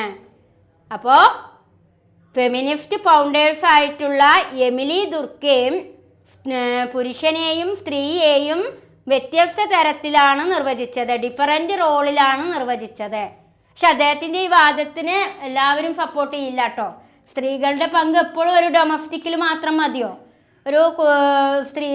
ഒരു ഗൃഹത്തിൽ മാത്രം? അതേപോലെ തന്നെ അദ്ദേഹം പറയുന്നത് ഇങ്ങനെയാണ്, സ്ത്രീകളുടെ പങ്ക് എന്ന് പറയുന്നത് ഗൃഹത്തിലും വികാരത്തിലും. വികാരം എന്ന് പറയുമ്പോൾ എപ്പോഴും ഒരു സിമ്പത്തിക്കൽ ടെൻഡൻസിയാണ് അദ്ദേഹം ചൂണ്ടിക്കാണിക്കുന്നത്. എപ്പോഴും കരയാൻ മാത്രം വിധിക്കപ്പെട്ടവളാണ് സ്ത്രീ എന്നൊരു ധാരണയിലൂടെയാണ് അദ്ദേഹം ഇത് പ്രസ്താവിച്ചതെങ്കിൽ ആ ചിന്ത തെറ്റാണ് എന്ന് മറ്റു സോഷ്യോളജിസ്റ്റുകളും പറയുന്നുണ്ട്. അപ്പോൾ എമിലി ദുർക്കെയിം പറയുകയാണ് പുരുഷനായാലും സ്ത്രീ ആയാലും അവരുടെ റോള് എന്ന് പറയുന്നത് വ്യത്യസ്തമാണ്, ഡിഫറൻ്റ് ആണ്. സ്ത്രീയുടെ റോള് ഒരു ഡൊമസ്റ്റിക് ആൻഡ് പിന്നെ എങ്ങനെയാണ് domestic sphere, woman to the domestic sphere with emotional function, എപ്പോഴും ഇമോഷണൽ ആയിരിക്കാം. എന്നാൽ പുരുഷന്റെ പങ്ക് എന്ന് പറയുന്നത് ഇന്റലക്ച്വൽ റോളാണ്. ഇനി ഇത്തരം ഒരു കാഴ്ചപ്പാടിലൂടെയാണ് എമിലി ദുർക്കെയിം ഫെമിനിസ്റ്റ് ആശയങ്ങൾ പ്രസ്താവിച്ചത് എന്നാണ് ഇവിടെ പറയുന്നത്. അതുകൊണ്ടാണ് ക്ലാസിക്കൽ സോഷ്യോളജിസ്റ്റുകളെ ഒരിക്കലും ഫെമിനിസ്റ്റ് ആയി കാണാൻ കഴിയില്ല എന്ന് പറയുന്നത്. കാരണം സ്ത്രീകൾക്ക് അത്ര സപ്പോർട്ടായിട്ടൊന്നും ഇതിലിപ്പോൾ നമുക്ക് ഈഗിൾസ് മാത്രമാണ് സ്ത്രീകൾക്ക് കൂടുതൽ പ്രാധാന്യം കൊടുക്കുന്നത് അല്ലേ? കാറൽ മാർക്സ് സ്ത്രീകൾക്ക് വേണ്ടി വാദിക്കുന്നുണ്ടെങ്കിൽ പോലും അദ്ദേഹം കൂടുതൽ തൊഴിലാളികൾക്ക് വേണ്ടിയിട്ടും ക്യാപിറ്റലിസത്തിനെതിരെയൊക്കെയാണ് അദ്ദേഹം വാദിച്ചത്. അതുകൊണ്ട് ഇവരേനെ ശരിക്ക് മോഡേൺ ഫെമിനിസ്റ്റുകൾ എന്ന് പറയണതിൽ അർത്ഥമല്ല. കാരണം സ്ത്രീകളുടെ അത്രയും സപ്പോർട്ടായിട്ടൊന്നും ഇവർ പറയുന്നില്ല. കുറച്ച് കാര്യങ്ങളും എമിലി ദുർക്കെയിം എന്താ പറയണത്? സ്ത്രീകൾ എപ്പോഴും ഒരു ഡൊമസ്റ്റിക്കലായിരിക്കാം, അവരെപ്പോഴും ഇമോഷണൽ ആയിരിക്കാം എന്നൊക്കെയാണ് അദ്ദേഹം പ്രസ്താവിച്ചത്. അപ്പോൾ അതുകൊണ്ടായിരിക്കാം ഈ ക്ലാസിക്കൽ സോഷ്യോളജിസ്റ്റുകളുടെ ആശയങ്ങൾ സ്ത്രീകൾക്ക് സപ്പോർട്ട് ചെയ്തിട്ടുള്ള ആശയമല്ല എന്ന് ഈ ഒരു പാരഗ്രാഫിൽ പറയാനുള്ള കാരണം കേട്ടോ. Classical sociologist largely overlooked gender as a central analytical category. Classical സോഷ്യോളജിസ്റ്റുകൾ സ്ത്രീകൾക്ക് വേണ്ടിയിട്ട് അത്രമാത്രം ഒന്നും അനലിറ്റിക്കുന്നില്ല എന്ന് ഇവിടെ പറയുന്നുണ്ട്. അതുകൊണ്ടായിരിക്കാം കേട്ടോ. അപ്പം നമ്മൾ ആരുടെയൊക്കെ തിയറികൾ മനസ്സിലാക്കിയപ്പോൾ കാറൽ മാർക്സ് പക്ഷെ ഇവരേനൊക്കെ ഏത് പേരിലാണ് അറിയപ്പെടുക? ഫെമിനിസ്റ്റ് ഫൗണ്ടേഴ്സ് തന്നെയാണ് അറിയപ്പെടുന്നത്. കാറൽ മാർക്സിന്റെ കഴിഞ്ഞു, ഫ്രെഡറിക് ഈഗിൾസ് കഴിഞ്ഞു, മാക്സ് വെബർ കഴിഞ്ഞു, എമിലി ദുർക്കെയിം കഴിഞ്ഞു. ഇനി നമുക്ക് പറയാനുള്ളത് ജോർജ് സിമ്മലാണ്. Georg Simmel also saw gender differences as natural, associating men with the private sphere. But he criticized masculinity being treated as the norm and femininity as deviation. Overall, while classical sociologists neglected gender concern, their ideas indirectly shaped later feminist perspective. Georg Simmel gender ഡിഫറൻസിനെ സ്വാഭാവികമായി കണ്ടു. Georg Simmel also gender difference as natural. ലിംഗവ്യത്യാസം, gender difference പറഞ്ഞാൽ ലിംഗവ്യത്യാസം. ഈ ലിംഗവ്യത്യാസം ഒരു നാച്ചുറലാണ്, അതൊരു പ്രകൃതിപരമായിട്ടുള്ളതാണ്. ഇപ്പൊ Georg Simmel also saw gender difference as natural. Georg ഫിമ്മലിന്റെ അഭിപ്രായത്തില് ജെൻഡർ ഡിഫറൻസ് എന്ന് പറയുന്നത് എന്താണ്? അതൊരു നാച്ചുറൽ ആണ്. Associating men with the private sphere. But he criticized masculinity being treated as the norm and femininity as deviation. അദ്ദേഹം പുരുഷന്മാരെ പൊതുമേഖലയോടും സ്ത്രീകളെ സ്വകാര്യ ഗൃഹമേഖലയോടും ബന്ധപ്പെടുത്തി. മെൻ വിത്ത് പ്രൈവറ്റ് സ്പെയർ, പുരുഷന്മാരേനെ അദ്ദേഹം പുരുഷന്മാരെ അദ്ദേഹം ഒരു പ്രൈവറ്റ് സ്പെയർ ആയിട്ടും അതേപോലെ തന്നെ സ്ത്രീകളെ അദ്ദേഹം എങ്ങനെയാണ് കണ്ടത്? Men with the private sphere but he criticised masculinity being treated as നോം ആൻഡ് ഫെമിനിറ്റി ആസ് ഡീവിയേഷൻ. അപ്പോൾ അദ്ദേഹം പുരുഷന്മാരെ ഒരു പ്രൈവറ്റ് സ്പെയർ ആയിട്ടും സ്ത്രീകളെ ഗൃഹമേഖലയോടും ബന്ധപ്പെടുത്തുകയാണ് ചെയ്തത്. അതേപോലെ തന്നെ അദ്ദേഹം പറയാണ്, overall classical sociologist neglected gender concern these ideas indirectly shaped later feminist perspective.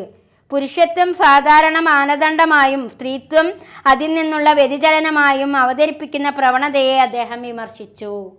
But he criticized masculinity being treated as the norm and femininity as deviation. പുരുഷത്വം സാധാരണയായിട്ടുള്ളൊരു മാനദണ്ഡമായി അതായത് മാനദണ്ഡമായി കാണുന്നതിനെയും സ്ത്രീത്വം അതിൽ നിന്നുള്ള വ്യതിചലനമായും അവതരിപ്പിക്കുന്ന ആ പ്രവണതയെ അദ്ദേഹം എന്ത് ചെയ്തു എന്നാ പറയുന്നത്? വിമർശിച്ചു. അങ്ങനെ other ideas indirectly shaped later feminist perspective. അങ്ങനെ ക്ലാസിക്കൽ സാമൂഹ്യ ശാസ്ത്രജ്ഞർ ലിംഗപ്രശ്നങ്ങളെ നേരിട്ട് ഉൾപ്പെടുത്തിയിട്ടില്ലെങ്കിലും അവരുടെ ആശയങ്ങൾ പിന്നീട് ഫെമിനിസ്റ്റ് സമീപനങ്ങളെ പരോക്ഷമായി സ്വാധീനിച്ചു. അപ്പോൾ ഈ പറഞ്ഞ ഇവരൊക്കെ ക്ലാസിക്കൽ ഫെമിനിസ്റ്റുകളാണ്. ഈ ക്ലാസിക്കൽ ഫെമിനിസ്റ്റുകളുടെ ആശയങ്ങൾ അങ്ങനെ സ്ത്രീകൾക്ക് വേണ്ടി ഉപകരിക്കപ്പെട്ടിട്ടില്ലെങ്കിലും സ്ത്രീകൾക്ക് നേരിട്ട് ഉൾപ്പെടുത്തിയിട്ടില്ലെങ്കിലും അവരുടെ ആശയങ്ങൾ ഫെമിനിസ്റ്റ് സമീപനങ്ങളെ സ്വാധീനിക്കാൻ കഴിഞ്ഞിട്ടുണ്ട്. അവരുടെ ആശയങ്ങൾ സ്ത്രീകൾക്ക് അത്രയധികം ഉപകരിക്കപ്പെട്ടിട്ടില്ലെങ്കിൽ പോലും മറ്റ് ഫെമിനിസ്റ്റുകളെയൊക്കെ ആരുടെ ആശയങ്ങൾ സ്വാധീനിച്ചു എന്നാ പറയുന്നത്? ഈ കാറൽ മാക്സിൻ്റെയും ഈഗിൾസിൻ്റെയും മാക്സ് വെബറിൻ്റെയും എമിലി ദുർക്കെയിമിൻ്റെയും ജോർജ് ഫിമ്മലിൻ്റെയും ഒക്കെ ആശയങ്ങൾ മറ്റ് ഫെമിനിസ്റ്റുകളെ സ്വാധീനിക്കാൻ കാരണമായിട്ടുണ്ട്. അതുകൊണ്ട് മറ്റ് ഫെമിനിസ്റ്റുകളെ സ്വാധീനിച്ചത് കൊണ്ടാവാം ഇവരെ ഏത് പേരിൽ അറിയപ്പെടുന്നത്? ക്ലാസിക്കൽ ഫെമിനിസ്റ്റുകൾ അഥവാ മോഡേൺ ഫെമിനിസ്റ്റുകൾ എന്ന് പറയാനുള്ള കാരണം. സ്ത്രീകൾക്ക് അത്ര അധികമൊന്നും ഉപകരിച്ചിട്ടില്ല അവരുടെ ആശയം. പക്ഷെ മറ്റ് ഫെമിനിസ്റ്റുകൾക്ക് എന്തുണ്ടായിട്ടുണ്ട് എന്നാ പറയുന്നത്? ഇവരുടെ ആശയങ്ങൾ കുറേയൊക്കെ ഒരു സ്വാധീനിക്കാൻ കഴിഞ്ഞിട്ടുണ്ട്. അതുകൊണ്ടാണ് ഇവരേനെ ഏത് പേരിൽ അറിയപ്പെടാനുള്ള കാരണം? ക്ലാസിക്കൽ ഫെമിനിസ്റ്റുകൾ അഥവാ മോഡേൺ ഫെമിനിസ്റ്റുകൾ എന്നറിയപ്പെടാനുള്ള കാരണം. അപ്പം ഇത്രയും കാര്യങ്ങളാണ് ഈ ഒരു ഭാഗത്തുള്ളത്. ഇനി വളരെ ഇമ്പോർട്ടൻ്റ് ചാപ്റ്ററാണ് കേട്ടോ അത്. ഇതിലൊരു ടോപ്പിക്ക് നമുക്ക് ഒഴിവാക്കാനില്ല, അത്രയും ഇമ്പോർട്ടൻ്റ് ആയ ചാപ്റ്ററാണ് എടുക്കുന്നത്. ഇനി നമുക്ക് എടുക്കാനുള്ളത് ലിബറൽ ഫെമിനിസമാണ്. ലിബറൽ ഫെമിനിസത്തിലെ ഒരുപാട് സോഷ്യോളജിസ്റ്റുകളെ കുറിച്ച് നമുക്ക് പറയാനുണ്ട്. അപ്പോൾ ലിബറൽ ഫെമിനിസത്തിലേക്ക് നമുക്ക് കടക്കാം കേട്ടോ. ഓക്കെ, അപ്പോൾ നമ്മൾ അടുത്ത ടോപ്പിക്കിലേക്കാണ് കടക്കുന്നത്. ശ്രദ്ധിക്കുക. Liberal feminist analysis of woman oppression.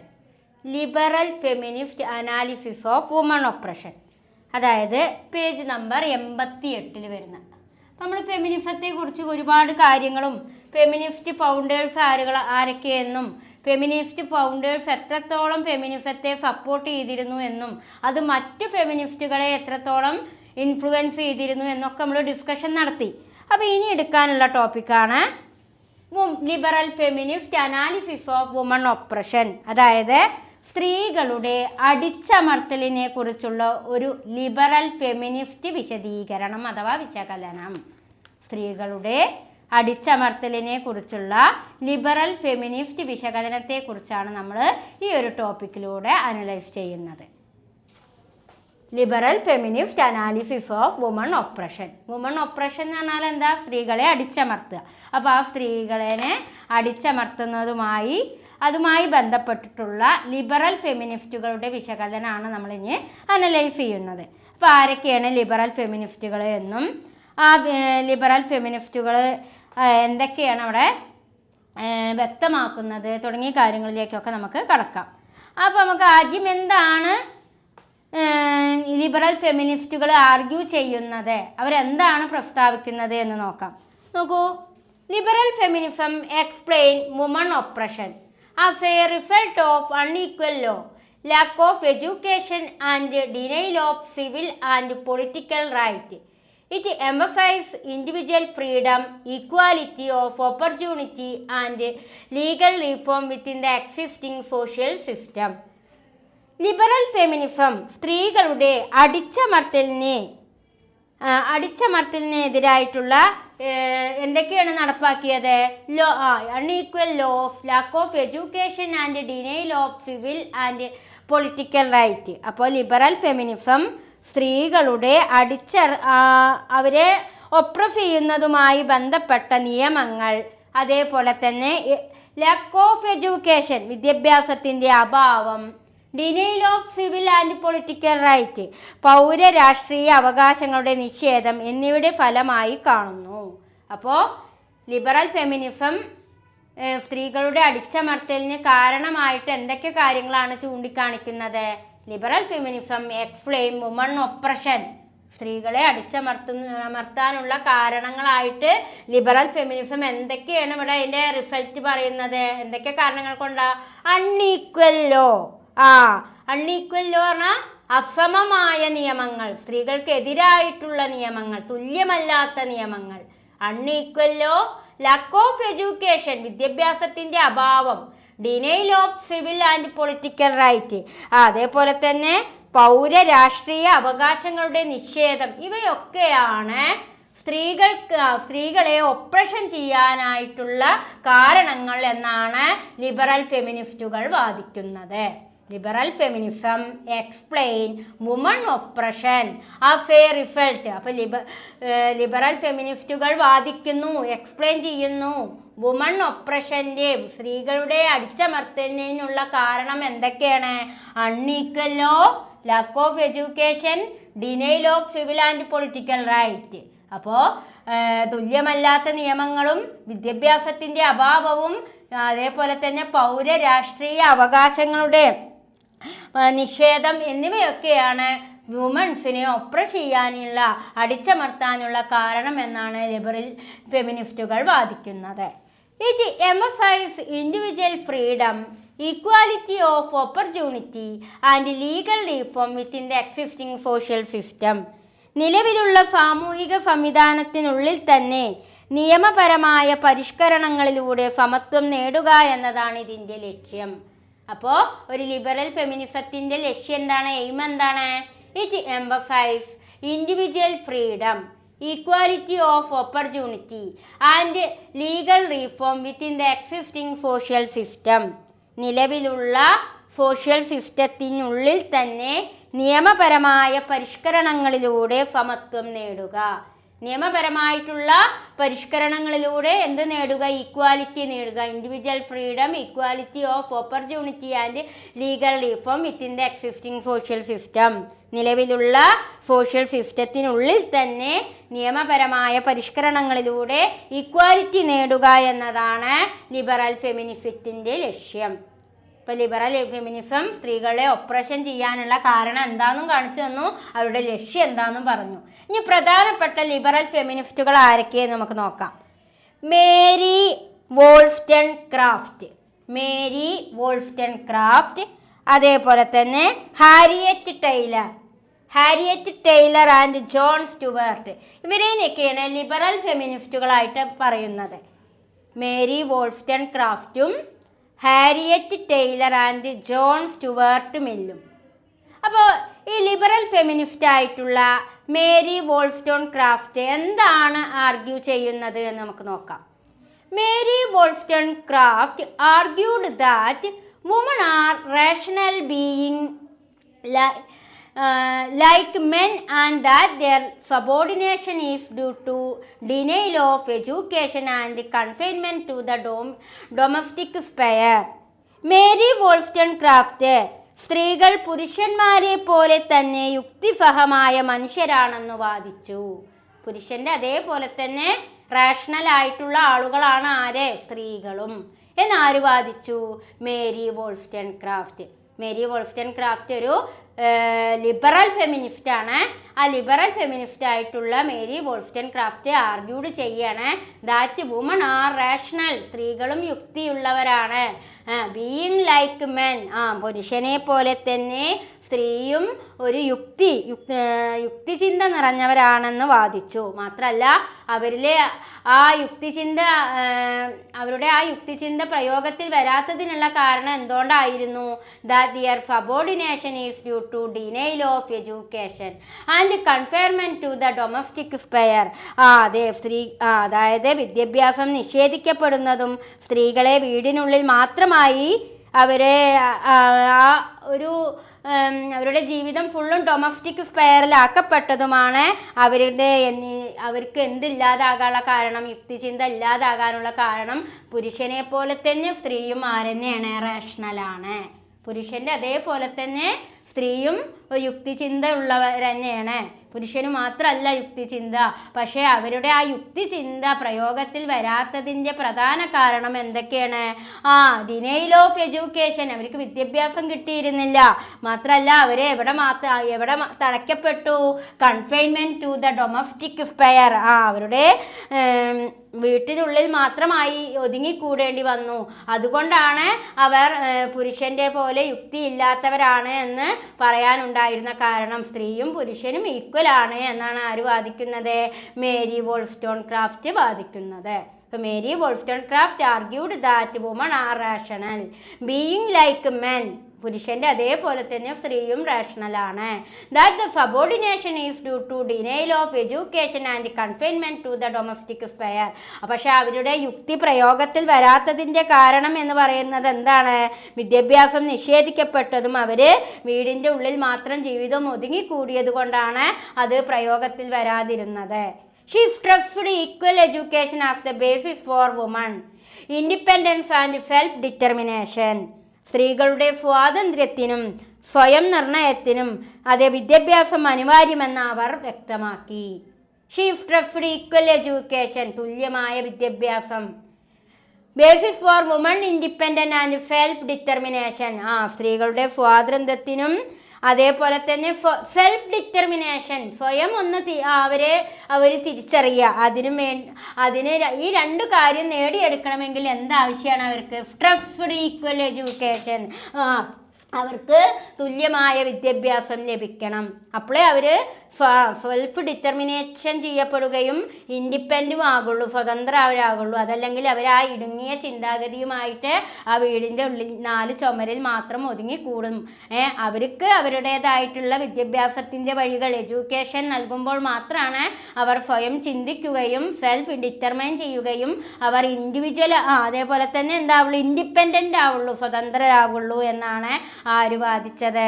Mary വോൾസ്റ്റൺക്രാഫ്റ്റ് liberal ഫെമിനിസത്തിലൂടെ വ്യക്തമാക്കിയത്. അപ്പോൾ ഈ ഒരു പാരഗ്രാഫ് നിങ്ങൾക്ക് ഓക്കെ ആയിട്ടുണ്ടായിരിക്കും. അടുത്തത് ആരാ? Harriet Taylor and John Stuart Mill. Harriet ടൈലറും ജോൺ സ്റ്റുവർട്ട് മില്ലും ഒക്കെ ലിബറൽ ഫെമിനിസ്റ്റുകളാട്ടോ. അവരെന്താണ് ഫെമിനിസത്തെ കുറിച്ച് പറയുന്നത് നോക്കൂ. Highlighted marriage and family as key site of human inequality. They supported women suffrage, equal education and economic opportunity. Mill believed gender justice requires equal political and economic right, while Taylor emphasized women economic contribution and equality within marriage. Harriet ടൈലറും John Stuart മില്ലും എന്താണ് അവിടെ വ്യക്തമാക്കുന്നത്? അതായത് highlighted marriage and family as key site of woman inequality. വിവാഹവും അതേപോലെ തന്നെ family, കുടുംബവുമാണ് സ്ത്രീകളുടെ അസമത്വത്തിൻ്റെ പ്രധാന കേന്ദ്രമായിട്ട് ആര് വാദിക്കുകയാണ്? Harriet Taylor and John Stuart Mill. ഇത് അവരുടെ അഭിപ്രായമാണ് കേട്ടോ, എൻ്റെ ഒപ്പീനിയൻ അല്ല. ഹാരിയറ്റ് ടൈലറും ജോൺ സ്റ്റുവർട്ട് മില്ലും പറയാണ് മാരേജും ഫാമിലിയുമാണ് സ്ത്രീകളുടെ മേലെ എന്തുണ്ടാവാനുള്ള കാരണം, വുമൺ ഇൻഈക്വാലിറ്റി. പക്ഷെ ഇന്നത്തെ കാലഘട്ടത്തിൽ മാരേജും ഫാമിലിയൊന്നും ഒരിക്കലും സ്ത്രീയുടെ സമത്വത്തിനെതിരല്ല കേട്ടോ.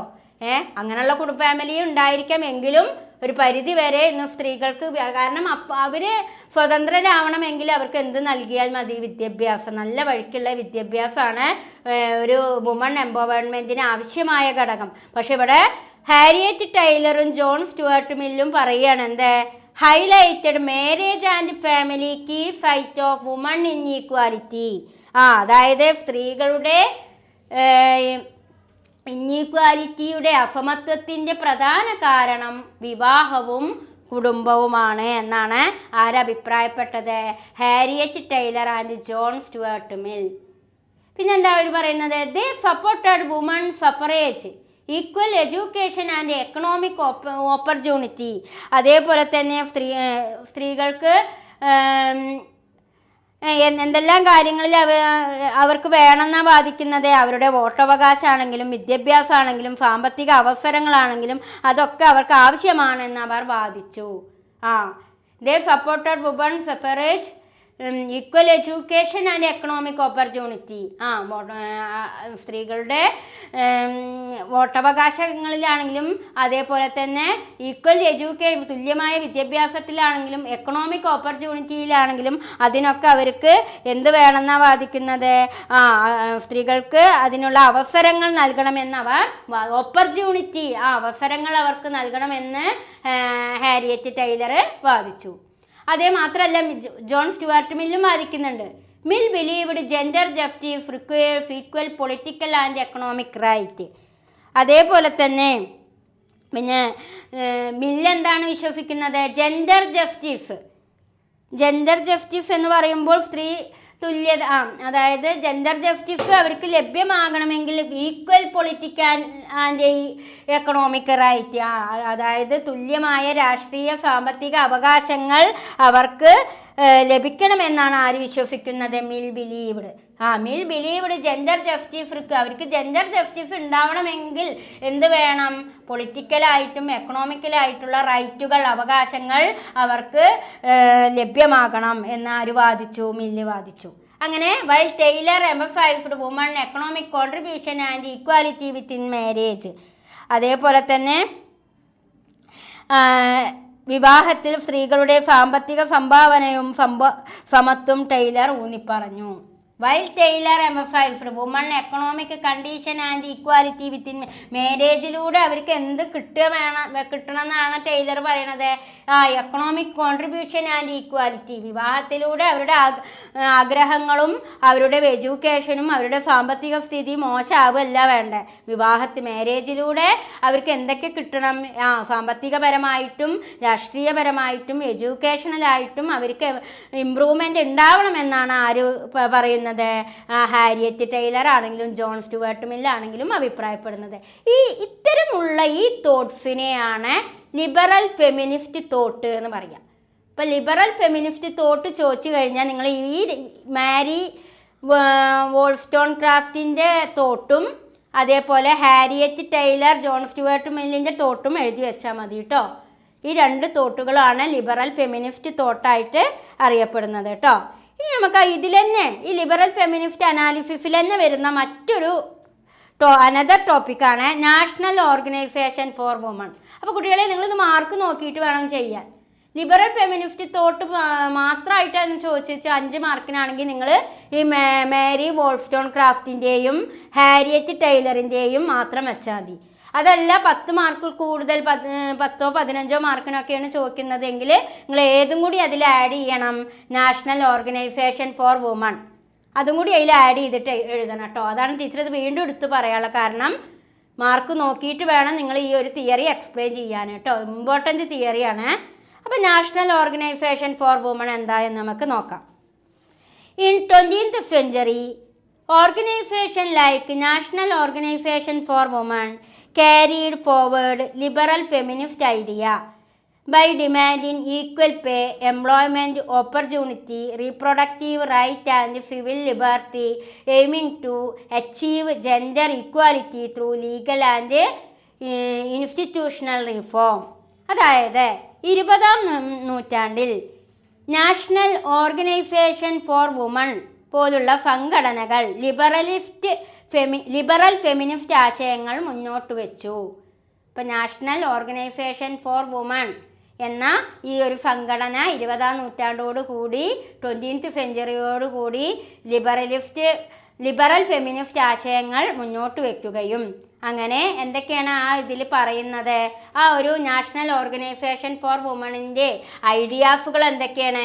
ഈക്വൽ പേ പറഞ്ഞാൽ എന്താ? തുല്യ വേതനം, പുരുഷനൊരു വേജും സ്ത്രീക്കൊരു വേജും ആവരുത്, ഈക്വൽ പേ. എംപ്ലോയ്മെൻറ്റ് ഓപ്പർച്യൂണിറ്റീസ്, അതേപോലെ തന്നെ തൊഴിലവസരങ്ങൾ ഒരുപോലെ നൽകുക. റീപ്രൊഡക്റ്റീവ് റൈറ്റ്, അതേപോലെ തന്നെ റീപ്രൊഡക്റ്റീവ് അവകാശങ്ങൾ നൽകുക.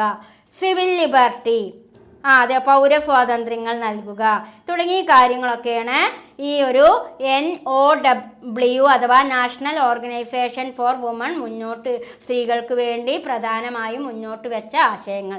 അതേപോലെ equal through legal institutional reform, അതേപോലെ തന്നെ സ്ഥാപനപരമായ പരിഷ്കരണങ്ങളും ലിംഗസമത്വം ഒക്കെ നൽകുക. അങ്ങനെ പുരുഷൻ്റെ ജെൻഡർ ചുരുക്കി പറയുകയാണെങ്കിൽ ജെൻഡർ ഈക്വാലിറ്റി നൽകുക. അതായത് ജെൻഡർ ഈക്വാലിറ്റി പറഞ്ഞാൽ പുരുഷനും സ്ത്രീക്കും തുല്യ സമത്വം നൽകുക.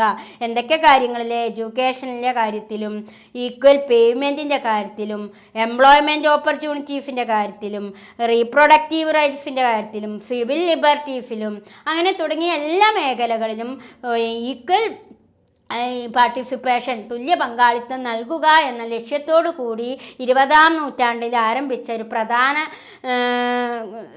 സംഘടനയാണ് നാഷണൽ ഓർഗനൈസേഷൻ ഫോർ വുമൺ. അതേപോലെ തന്നെ അതിൻ്റെ ബാക്കിയായിട്ട് വരുന്ന കാര്യങ്ങളിലേക്ക് നമുക്ക് നോക്കാം. ശ്രദ്ധിക്കൂ. In the 1915, liberal feminism was strengthened with the formation of the NOW അഥവാ national organisation for woman. In the 1915, liberal feminism was strengthened with the formation of the NOW. അതായത് 1960കളിൽ NOW അഥവാ നാഷണൽ ഓർഗനൈസേഷൻ ഫോർ വുമൺ രൂപീകരിച്ചതോടെ liberal feminism എന്തായി? Strengthened പറഞ്ഞാൽ എന്താ? ശക്തിപ്പെട്ടു. In the 1915, liberal feminism was strengthened with the formation of the NOW. NOW പറഞ്ഞാൽ national organisation for woman. ഈ നാഷണൽ ഓർഗനൈസേഷൻ ഫോർ വുമൺ രൂപീകൃതമായതോടുകൂടി ലിബറൽ ഫെമിനിസം എന്ത് ചെയ്യപ്പെട്ടു? ശക്തിപ്പെട്ടു. Now argued that gender justice can be achieved only through the equitable distribution of resource and equal opportunity for men and women. പുരുഷന്മാർക്കും സ്ത്രീകൾക്കുമിടയിൽ resource വിഭവങ്ങളും അവസരങ്ങളും തുല്യമായി വിതരണം ചെയ്യണം എങ്കിലേ ലിംഗനീതി സാധ്യമാകൂ എന്ന് വാദിച്ചു. Now argued that gender justice എന്ന് പറഞ്ഞാൽ എന്താ?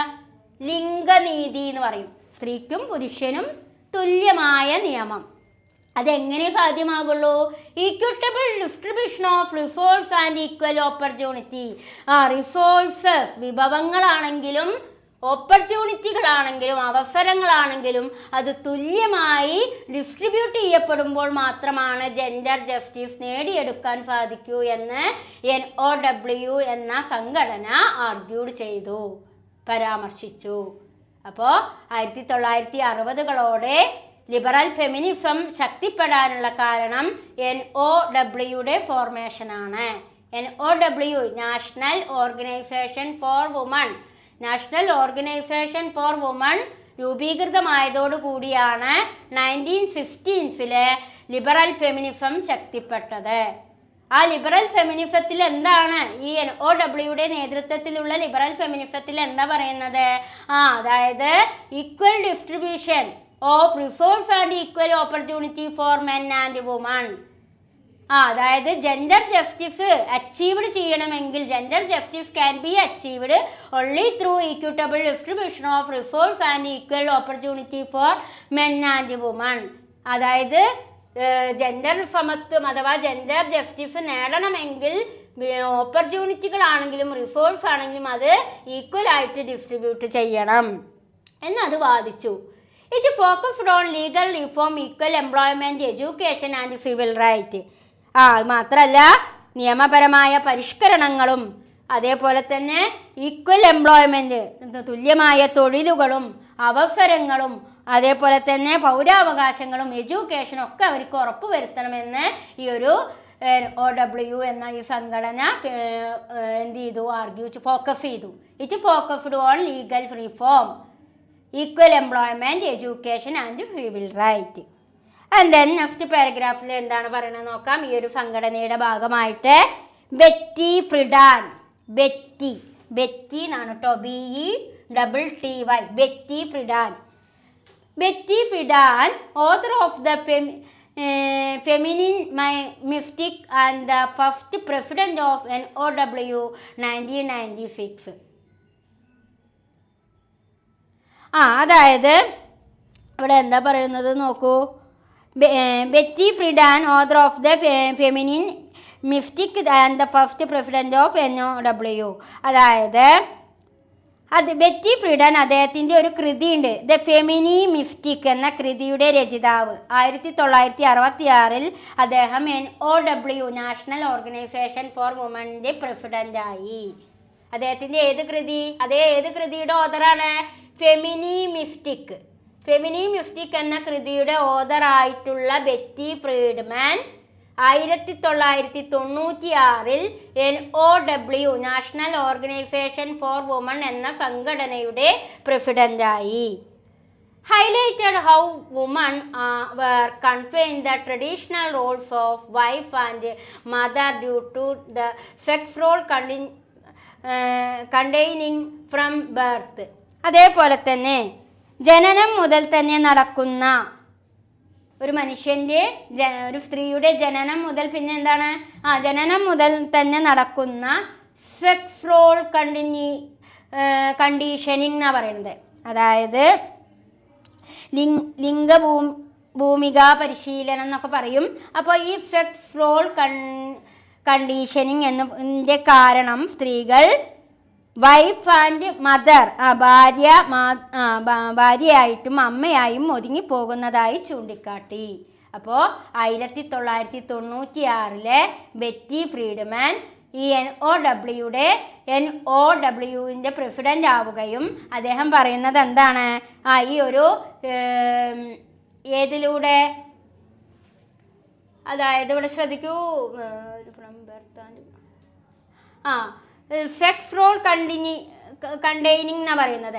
അതായത് ഈ ഒരു ആശയമാണ് സ്ത്രീകൾ എവിടെ ഒതുങ്ങിപ്പോവാനുള്ള ഒരു അമ്മയായിട്ടും ഭാര്യയായിട്ടും അമ്മയായിട്ടും സ്ത്രീകൾ ഒതുങ്ങിക്കൂടാനുള്ള കാരണം ഈ ഒരു ആശയമാണ്. ഏത് സെക്സ് റോൾ കണ്ടിന്യൂഷൻ എന്ന ആ ഒരു ആശയമാണ് സ്ത്രീകൾ ഒതുങ്ങിക്കൂടാനുള്ള കാരണം എന്നായിട്ടാണ് ആര് ചൂണ്ടിക്കാട്ടിയത്? ബെറ്റി ഫ്രീഡ്മാന് ചൂണ്ടിക്കാട്ടിയത്. അങ്ങനെ അദ്ദേഹം പറയുകയാണ്, she mainly discussed the dissatisfaction of education by middle class suburban women who felt unfulfilled in routine domestic roles.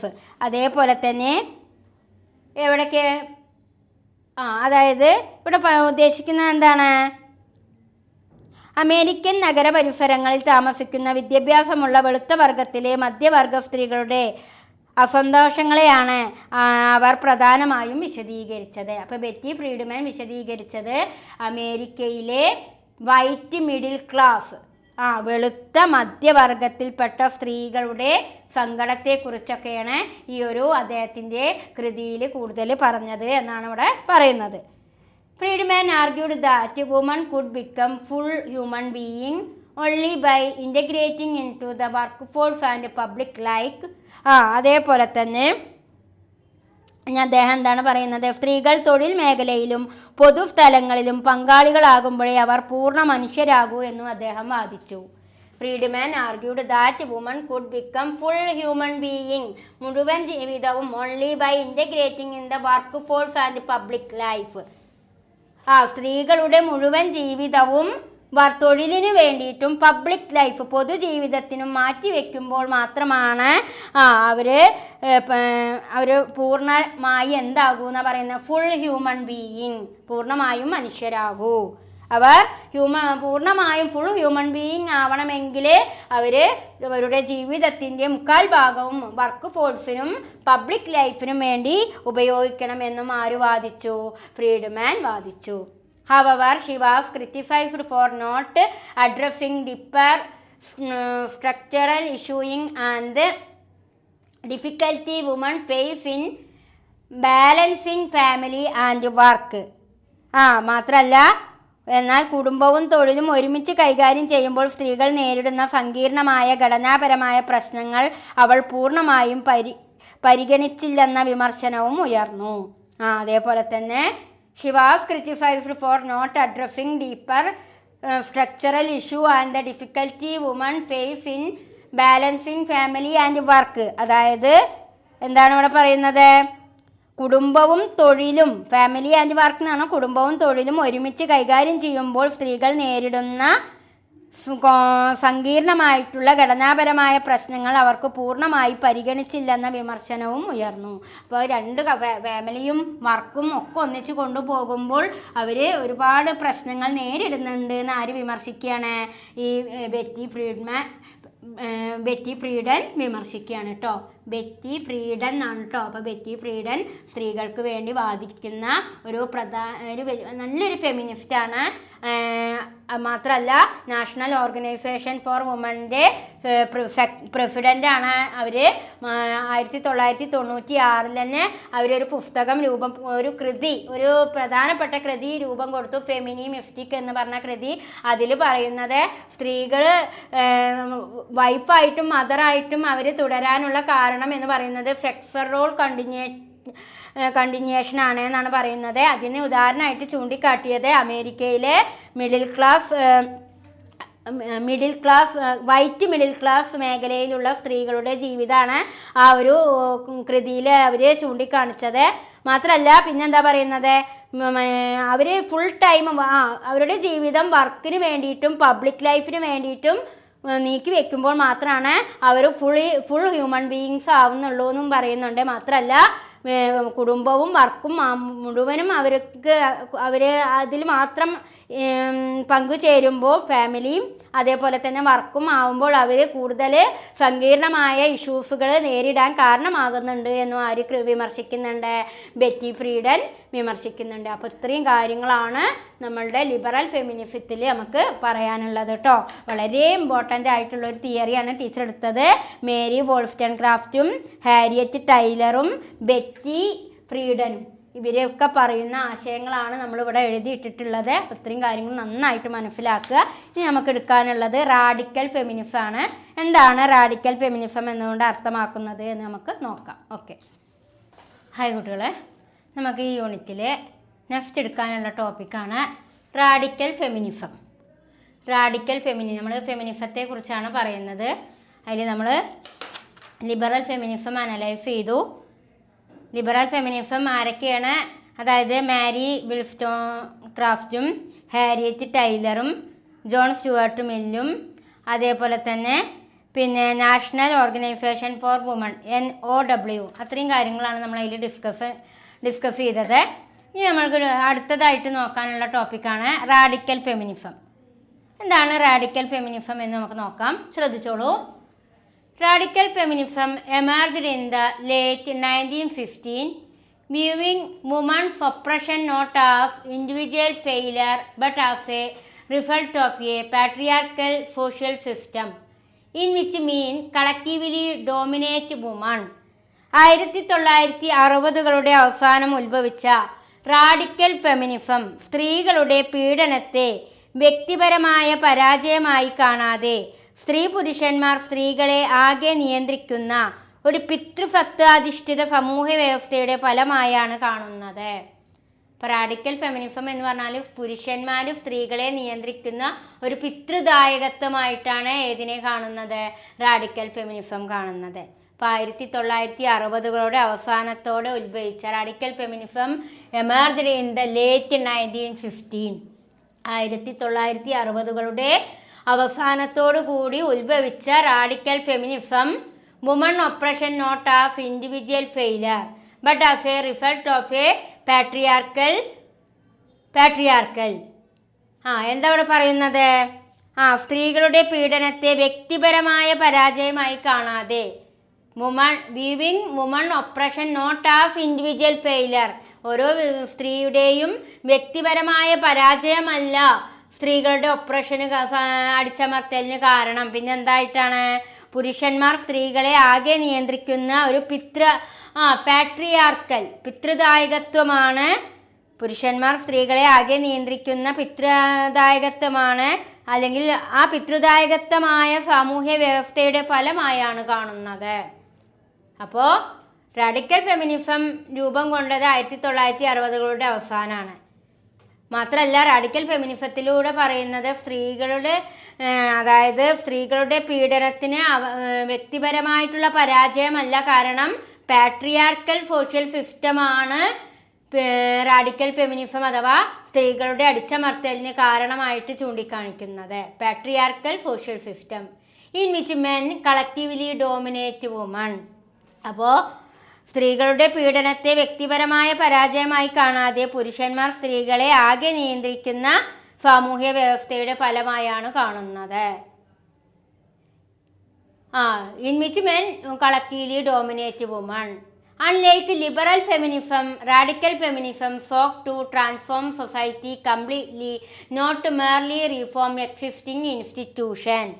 അതേപോലെ തന്നെ ലിബറൽ ഫെമിനിസത്തിൽ നിന്നും വ്യത്യസ്തമായി നിലവിലുള്ള സ്ഥാപനങ്ങളിൽ ചെറിയ പരിഷ്കാരങ്ങൾ മാത്രം മതിയെന്ന് അവർ കരുതിയില്ല.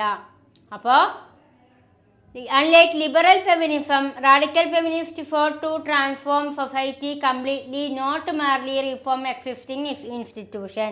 ലിബറൽ ഫെമിനിസത്തിൽ നിന്നും വ്യത്യസ്തമായി നിലവിലുള്ള സ്ഥാപനങ്ങളിൽ ചെറിയ പരിഷ്കാരങ്ങൾ മാത്രം മതി എന്നവർ കരുതുന്നില്ല. ലിബറൽ ഫെമിനിസത്തിനെ പോലെ റാഡിക്കൽ ഫെമിനിസത്തിൽ ചെറിയ പരിഷ്കാരങ്ങൾ, നിലവിലുള്ള സ്ഥാപനങ്ങളിൽ ചെറിയ പരിഷ്കാരങ്ങൾ മാത്രം പോരാ എന്നാണ് പറയുന്നത്.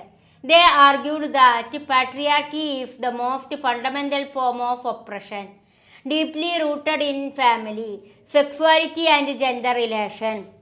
അതേപോലെ തന്നെ പിന്നെന്താ മറിച്ച് ഇവിടെ എന്താ പറയുന്നത്? മേർലി റിഫോം, അതായത് അപ്പോൾ ഞാൻ പറഞ്ഞു unlike liberal feminism, radical feminists sought to transform society completely, not merely reform existing institution എന്നാ പറയുന്നത്.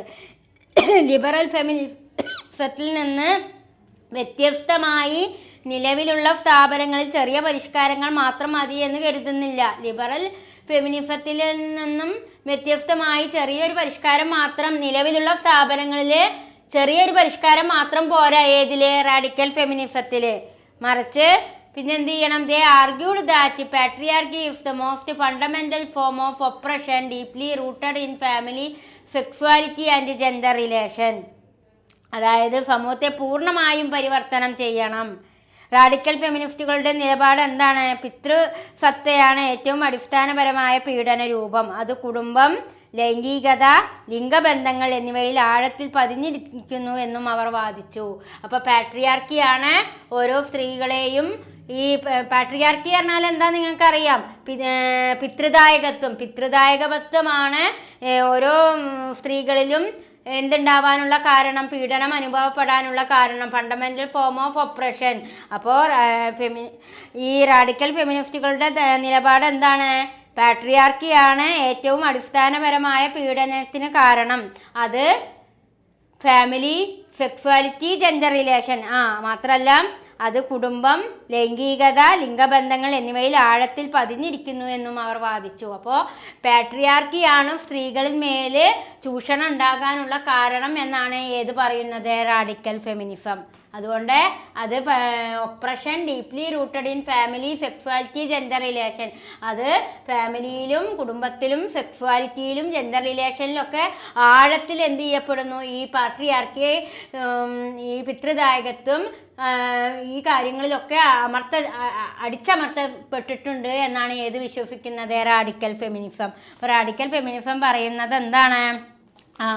അതായത് ഈ പാട്രിയാർക്കിയാണ് പീഡനത്തിൻ്റെ സ്ത്രീകളെ ഇങ്ങനെ ഒപ്രസ് ചെയ്യാനുള്ള പ്രധാന കാരണം പാട്രിയാർക്കിയാണ് എന്നാണ് റാഡിക്കൽ ഫെമിനിസ്റ്റുകൾ പറയുന്നത്. അത് സമൂഹത്തെ പൂർണ്ണമായും അത് സമൂഹത്തിൽ നിന്ന് എന്ത് ചെയ്യണം? പൂർണ്ണമായിട്ടും പരിവർത്തനം ചെയ്യണം എന്നാണ് ആരുടെ നിലപാട്? റാഡിക്കൽ ഫെമിനിസ്റ്റുകളുടെ നിലപാട്. മാത്രമല്ല അത് ഈ പാട്രിയാർക്കി എന്തിനൊക്കെ കാരണമാകും? അത് ഫാമിലിയിലായാലും സെക്സ്വലിലായാലും ജെൻഡർ റിലേഷനിലായാലും അത് ഈ 3 കാര്യങ്ങളിലും ഈ പാട്രിയാർക്കി ആഴത്തിൽ ആഴ്ന്നിറങ്ങിയിട്ടുണ്ട് എന്നാണ് ആര് പറയുന്നത്? റാഡിക്കൽ ഫെമിനിസ്റ്റുകൾ പറയുന്നത്. അതിൽ നിന്നൊരു പരിവർത്തനം ആർക്ക് വേണം? സ്ത്രീ സമൂഹത്തിന് വേണം എന്നാണ് ഈ ഒരു പാരഗ്രാഫിലൂടെ വ്യക്തമാക്കുന്നത്. അടുത്ത 2ാമത്തെ പാരഗ്രാഫിൽ എന്താ പറയുന്നത്? Radical feminists emphasize the idea that personal is political, highlighting how private spheres like marriage, reproduction and heterosexuality reinforce women's subordination. അതായത് radical feminist emphasize the idea that the personal is political, highlighting how private spheres like marriage, reproduction and heterosexuality reinforce woman subordination. അതായത് വ്യക്തിപരമായത് രാഷ്ട്രീയമാണ്, personal is political, വ്യക്തിപരമായത് രാഷ്ട്രീയമാണ് എന്ന ആശയം radical ഫെമിനിസത്തിന്റെ കേന്ദ്രമാണ്. Personal is political എന്നത് ആരുടെ ആശയമാണ്? റാഡിക്കൽ ഫെമിനിസ്റ്റിന്റെ ആശയമാണ്. Radical feminist emphasize the idea that personal is political, വ്യക്തിപരമായത് രാഷ്ട്രീയമാണ് എന്ന ആശയം ആരുടെ ആശയ? റാഡിക്കൽ ഫെമിനിസ്റ്റുകളുടെ ആശയമാണ്. മാത്രമല്ല റാഡിക്കൽ ഫെമിനിസ്റ്റിന്റെ ആശയമായിട്ടാണ് ഇതിനെ കണക്കാക്കുന്നത്? പേഴ്സണൽ ഈസ് പൊളിറ്റിക് എന്ന ആശയത്തെ കണക്കാക്കുന്നത്. അതുകൊണ്ട് തന്നെ പിന്നെന്താ അവിടെ പറയുന്നത്? മാരേജ്, റീപ്രൊഡക്ഷൻ ആൻഡ് ഹെട്രോസെക്സ്വാലിറ്റി, വിവാഹം, പ്രജനനം, ഹെട്രോസെക്സ്വാലിറ്റി തുടങ്ങിയ സ്വകാര്യ മേഖലകൾ സ്ത്രീകളുടെ അധീനത ശക്തിപ്പെടുത്തുന്നു എന്നവർ ചൂണ്ടിക്കാട്ടി. ഇപ്പോൾ സ്ത്രീകളെ ശക്തിപ്പെടുത്തുന്നത് എന്തൊക്കെയാണ്? Marriage, reproduction and heterosexuality, reinforce woman subordination. അപ്പോൾ റാഡിക്കൽ ഫെമിനിസത്തിന്റെ പ്രധാന ആശയമാണ് ഏത്? പേഴ്സണൽ ഇൻ പൊളിറ്റിക്കൽ, വ്യക്തിപരമായത് രാഷ്ട്രീയമാണ് എന്ന ആശയം റാഡിക്കൽ ഫെമിനിസത്തിന്റെ പ്രധാന ആശയമാണ്. മാത്രമല്ല വിവാഹവും മാരേജും റീപ്രൊഡക്ഷനും ഹെട്രോസെക്സ്വാലിറ്റിയാണ് സ്ത്രീകളെ ശക്തിപ്പെടുത്തുന്നത് എന്ന് അവർ ചൂണ്ടിക്കാട്ടി. Many identified the sex and gender system as core structure sustaining inequality. അതേപോലെ തന്നെ ജീവശാസ്ത്രങ്ങളെ ആശ്രയിച്ച് കർശനമായ ലിംഗവേഷങ്ങൾ നിർമ്മിക്കുന്ന സെക്സ് ജെൻഡർ സിസ്റ്റം തന്നെയാണ്. അപ്പോൾ ഇവിടെ എന്താ? Many identified the sex and gender system core structure sustaining inequality. അതായത് ജീവശാസ്ത്ര വ്യത്യാസങ്ങളെ ആശ്രയിച്ച് കർശനമായിട്ടുള്ള ലിംഗവേഷങ്ങൾ നിർമ്മിക്കുന്ന സെക്സ് ആൻഡ് ജെൻഡർ സിസ്റ്റം തന്നെയാണ് എന്തിനു കാരണം? അസമത്വത്തിന് കാരണം. ഈ ഒരു സെക്സ് ആൻഡ് ജെൻഡർ സിസ്റ്റമാണ് ഇൻഈക്വാലിറ്റിക്ക് കാരണമെന്നാണ് ഇവിടെ ചൂണ്ടിക്കാണിക്കുന്നത്. Many identified the sex gender system as core structure sustaining inequality. അസമത്വത്തിന്റെ പ്രധാന കാരണം സെക്സ് ആൻഡ് ജെൻഡർ സിസ്റ്റമാണ് എന്നാണ് ഇവിടെ ചൂണ്ടിക്കാണിക്കുന്നത്. which biological difference are used to justify rigid gender roles.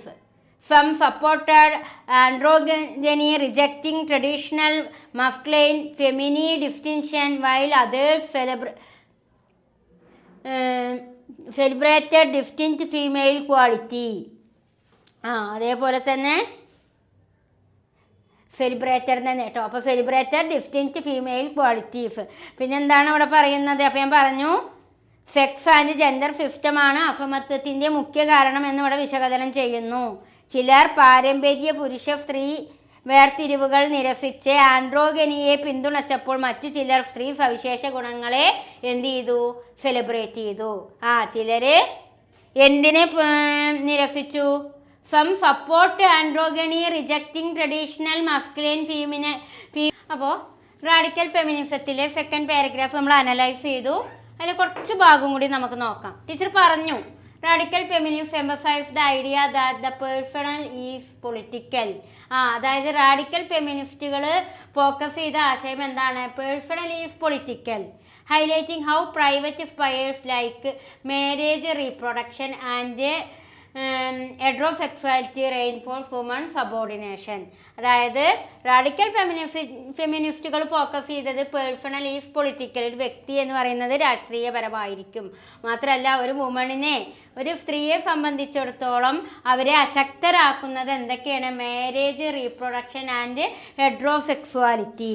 മാരേജും അതേപോലെ തന്നെ റീപ്രൊഡക്ഷനും അതേപോലെ ഹെട്രോസെക്സ്വാലിറ്റിയുമാണ് ഒരു വ്യക്തിയെ സംബന്ധിച്ചിടത്തോളം ഒരു സ്ത്രീയെ സംബന്ധിച്ചിടത്തോളം അവരെ അശക്തരാക്കുന്നത്, അവരുടെ ശക്തി അതായത് അവരുടെ ശക്തി പിന്നിലേക്ക് പോകാൻ കാരണമാകുന്നത് മാരേജ്, റീപ്രൊഡക്ഷൻ ആൻഡ് ഹെട്രോസെക്സ്വാലിറ്റി ആണ് എന്നാണ് ഇവിടെ റാഡിക്കൽ ഫെമിനിസ്റ്റുകൾ വാദിക്കുന്നത്. Many identified the sex-gender system as core structure sustaining inequality. അതേപോലെ തന്നെ സെക്സ് ആൻഡ് ജെൻഡർ സിസ്റ്റമാണ് ഈ എന്തിന് കാരണമാകുന്നത്? ഇന്നീക്വാലിറ്റി, അസമത്വത്തിന് കാരണമാകുന്നത്. Sex and gender system of core structure sustaining inequality. അപ്പോൾ സ്ത്രീകൾക്കിടയിൽ ഇന്നീക്വാലിറ്റി ഉണ്ടാകാനുള്ള കാരണം എന്ന് പറയുന്നത് സെക്സ് ആൻഡ് ജെൻഡർ സിസ്റ്റമാണ് ഈ ഒരു സ്ത്രീകൾക്കിടയിൽ ഇന്നീക്വാലിറ്റി ഉണ്ടാകാൻ കാരണമായിട്ട് ചൂണ്ടിക്കാണിക്കുന്നത്. അതേപോലെ തന്നെ പിന്നീട് പറയണേ where biological difference are used justify rigid gender rule. അതേപോലെ തന്നെ ഒരു ബയോളജിക്കലായിട്ടുള്ള ജീവശാസ്ത്രപരമായിട്ടുള്ള വ്യത്യാസം ആരിൽ എപ്പോഴും കാണപ്പെടാം, ഈ സ്ത്രീ പുരുഷ വ്യത്യാസത്തിൽ ഉണ്ടായിരിക്കും. മാത്രമല്ല some supported androgyny rejected traditional masculine feminine distinction while others celebrate distinct female qualities. അതായത് ചിലർ ആൻഡ്രോജനിയെ സപ്പോർട്ട് ചെയ്തുകൊണ്ട് ട്രഡീഷണൽ മസ്ലിൻ ഫീമെയിൽ ഡിസ്റ്റിങ്ഷനെ എന്ത് ചെയ്യുന്നു? നിരസിക്കുന്നു. ആൻഡ്രോജനിയെ സപ്പോർട്ട് ചെയ്തുകൊണ്ട് ട്രഡീഷണൽ മസ്ലിം ഫീമെയിൽ ഡിസ്റ്റിങ്ഷനെ എന്ത് ചെയ്യുന്നത്? റിജക്റ്റ് ചെയ്യുന്നു. എന്നിട്ട് while other celebrating distanced female quality, എന്നിട്ട് സ്ത്രീകളുടെ ഗുണങ്ങളെ എന്ത് ചെയ്യുന്നു? സെലിബ്രേറ്റ് ചെയ്യുന്നു. അവിടെ ശ്രദ്ധിക്കുക, സം സപ്പോർട്ടഡ് ആൻഡ്രോജനിയെ സപ്പോർട്ട് ചെയ്തുകൊണ്ട് ട്രഡീഷണൽ മസ്ലിൻ ഫീമെയിൽ ഡിസ്റ്റിങ്ഷനെ റിജക്റ്റ് ചെയ്യുകയും എന്നിട്ട് എന്തിനെ സെലിബ്രേറ്റ് ചെയ്യുന്ന പറയുന്നത്? അതർ സെലിബ്രേറ്റിംഗ് ഡിസ്റ്റൻസ്ഡ് ഫീമെയിൽ ക്വാളിറ്റിയെ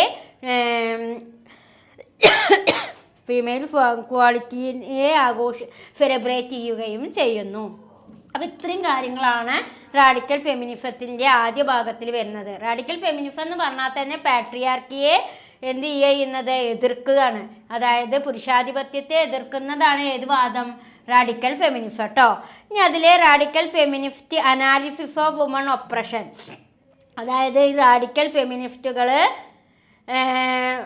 സ്ത്രീകളെ അടിച്ചമർത്തുന്നത് എങ്ങനെയാണ് അനലൈസ് ചെയ്യുന്നത്? ആരൊക്കെയാണ് അവിടെ റാഡിക്കൽ ഫെമിനിസ്റ്റുകളായിട്ട് വരുന്നത് നമുക്ക് നോക്കാം. പ്രധാനമായും 4 ആളെ കുറിച്ച് നമുക്ക് അതിൽ പഠിക്കാനുണ്ട് റാഡിക്കൽ ഫെമിനിസ്റ്റായിട്ട്.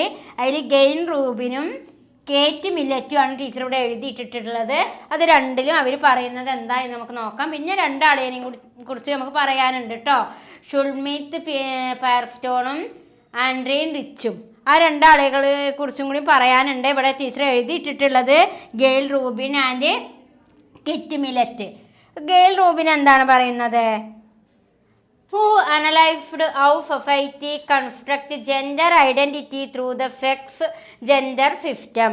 അതായത് സമൂഹം എങ്ങനെ സെക്സ് ജെൻഡർ സിസ്റ്റത്തിൻ്റെ തിരിച്ചറിവുകൾ നിർമ്മിക്കുന്നു എന്നാണ് ആര് വിശദീകരിക്കുന്നത്? Gayle Rubin. Who analysed how society construct gender identity through the sex and gender system.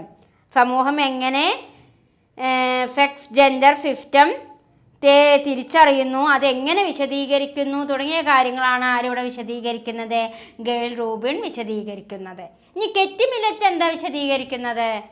കെറ്റി Millett who ഈ സെക്സ്വൽ പൊളിറ്റിക്സ്, അദ്ദേഹത്തിൻ്റെ പ്രധാന കൃതിയാണ് sexual politics. 1970 Kate Millett sexual politics എന്നൊരു കൃതിക്ക് രൂപം കൊടുത്തത്. അതിൽ അദ്ദേഹം എന്താണ് പറയുന്നത്? Argued that patriarchy is maintained through culture, family, religion and the state. അതായത് സംസ്കാരം, കുടുംബം, മതം, രാഷ്ട്രം എന്നിവയിലൊക്കെ എന്ത് നിലനിൽക്കുന്നുണ്ട് എന്നാണ് പറയുന്നത്? പാട്രിയാർക്കി, പിതൃദായകത്വം നിലനിൽക്കുന്നുണ്ട്. അദ്ദേഹത്തിൻ്റെ പ്രധാന ബുക്കാണ് സെക്സ്വൽ പൊളിറ്റിക്സ്. ആ ബുക്കിലൂടെ അദ്ദേഹം പറയുന്നത് 1970 കെറ്റി മില്ലറ്റ് ഈ ഒരു ബുക്ക് എഴുതിയത്. അതിൽ അദ്ദേഹം എന്താ പറയുന്നത്? Argued that patriarchy is maintained through culture, family, religion and state. സംസ്കാരത്തിലും ഫാമിലിയിലും റിലീജിയനിലും ഒക്കെ എന്ത് നിലനിൽക്കുന്നുണ്ട്? പാട്രിയാർക്കി. പാട്രിയാർക്കി പറഞ്ഞാൽ എന്താണ്? പിതൃദായകത്വം നിലനിൽക്കുന്നുണ്ട്. സംസ്കാരമായാലും ഫാമിലി ആയാലും റിലീജിയൻ ആയാലും സ്റ്റേറ്റ് ആയാലും അതിലൊക്കെ ഒരു പിതൃസത്ത അഥവാ പിതൃദായത്വം നിലനിൽക്കുന്നതായിട്ട് അദ്ദേഹം വാദിച്ചു. എന്നിട്ട് അദ്ദേഹം പറയുകയാണ് overall radical feminism focus on. എന്നാൽ റാഡിക്കൽ ഫെമിനിസം ഫോക്കസ് ചെയ്യുന്നത് എലിമിനേറ്റിംഗ് പാട്രിയാർക്കി, പിതൃദായകത്വത്തെ എലിമിനേറ്റ് ചെയ്യുക, ഒഴിവാക്കുക. Transforming gender relation, sexuality and reproduction. എന്നിട്ട് എന്തിലേക്ക് പരിവർത്തനം ചെയ്യാനാ പറയണേ? അതായത് ജെൻഡർ റിലേഷനിലേക്കും സെക്സ്വാലിറ്റിയിലേക്കും റീപ്രൊഡക്ഷനിലേക്കും ട്രാൻസ്ഫോമർ ചെയ്യുക എന്നാണ് ആര് വാദിക്കുന്നത്? കെറ്റി മില്ലറ്റ്. ഇപ്പം കെറ്റി മില്ലറ്റ് അദ്ദേഹത്തിൻ്റെ പ്രധാനപ്പെട്ട സെക്സ്വൽ പൊളിറ്റിക്സ് എന്ന കൃതിയിലൂടെ പറയുന്നത് എന്താണ്? പിതൃദായകത്വം കൾച്ചറിലും ഫാമിലിയിലും റിലീജിയനിലും സ്റ്റേറ്റിലൊക്കെ പാട്രിയാർക്കിയാണ് നിലനിൽക്കുന്നത്. ആ പാട്രിയാർക്കിയെ എന്ത് ചെയ്യാനാണ് പറയുന്നത്? റാഡിക്കൽ ഫെമിനിസത്തിലൂടെ പാട്രിയാർക്കിയെ എലിമിനേറ്റ് ചെയ്യുക, ഒഴിവാക്കുക.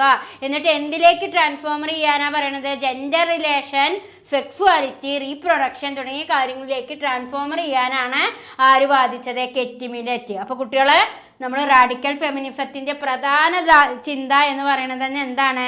പാട്രിയാർക്കീനെ എതിർക്കുകയാണ് ചെയ്യുന്നത്. പിതൃദായകത്വത്തെ, അതായത് പുരുഷന് പ്രാധാന്യം കൊടുക്കുന്നതിനെ എതിർക്കുന്ന ഒരു വാദമാണ് ഏത്? റാഡിക്കൽ ഫെമിനിസം കേട്ടോ. അപ്പോൾ ആ റാഡിക്കൽ ഫെമിനിസത്തിന് പിതാവിന് അഥവാ പുരുഷന് ഇമ്പോർട്ടൻ്റ് കൊടുക്കുന്നതിനെ എതിർത്തുകൊണ്ട് ഉയർന്നു വന്ന വാദമാണ് റാഡിക്കൽ ഫെമിനിസം. അതിന് നേതൃത്വം കൊടുത്തിരുന്നത് ഗെയിൽ റൂബിനും കെറ്റി മില്ലറ്റും അതേപോലെ തന്നെ ഷാൽമിറ്റ് വെർസ്റ്റോണും ആഡ്രിൻ റിച്ചും. ഇത്രയും ആളുകളാണ് അതിന് നേതൃത്വം കൊടുത്തിരുന്നത്. അതിൽ 2 ആളുകളുടെ പേരുകളാണ് നമ്മളിവിടെ അനലൈസ് ചെയ്തത്. അപ്പോൾ ഇത്രയും കാര്യങ്ങൾ നന്നായിട്ട് മനസ്സിലാക്കുക കേട്ടോ. ഓക്കെ.